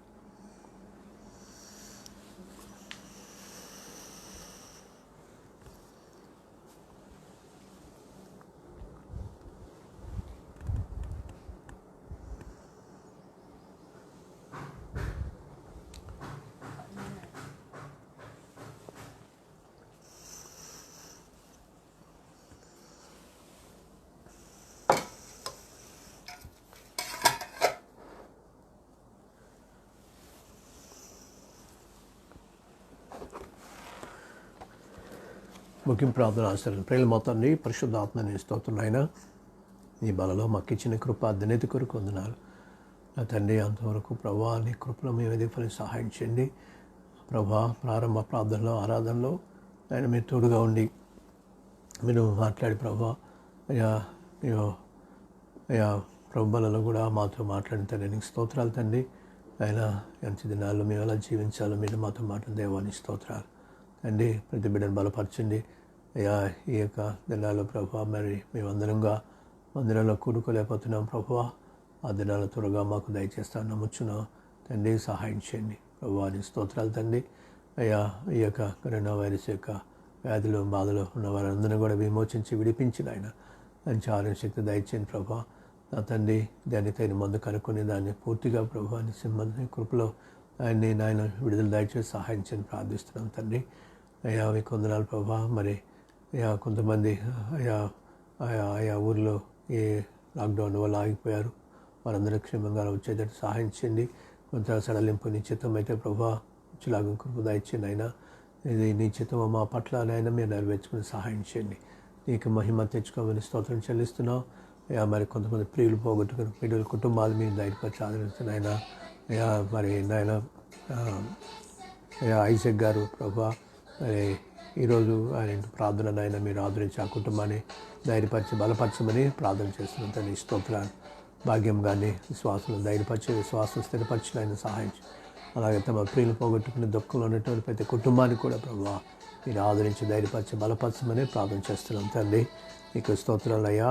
మరి నాయన ఇంకా అయ్యా మరి వ్యాధి బాధలతో ఉన్న బిడ్డలందరినీ కూడా కనికరించి ఆదరించి బలపరిచి స్వస్థపరిచి యెహోవా నేనే మీరు చెప్పారు అయ్యా. కనికరించి సహాయం చేయని ప్రార్థిస్తున్నాను తండ్రి. అయ్యా ఈ సమయాన్ని మాకు దీవెనకరంగా చేసినందుకై మీకు ఎంతో వందనాలు స్తోత్రాలు చెల్లించుకుంటూ యేసుక్రీస్తు వారి శక్తి కలిపిన నామంలో అయ్యా స్తుతించి ప్రార్థించి వేడుకుంటున్నాం తండ్రి. ఆమేన్ ఆమేన్. మన తండ్రి అయిన దేవుని ప్రేమ, ప్రభువైన యేసుక్రీస్తు వారి కృప, పరిశుద్ధాత్మ సన్నిధి సహవాసం కిచ్చిడి మనందరికీ ఆయన ఆకుడు కోరిక ఎదురు చూస్తూ సిద్ధపడుతున్న ప్రతి బిడ్డకు ఆయన కాపుదల భద్రత ఇప్పుడు ఎల్లప్పుడూ సదాకాలం తోడైంది నడిపించునుగాక. ఆమేన్ ఆమేన్.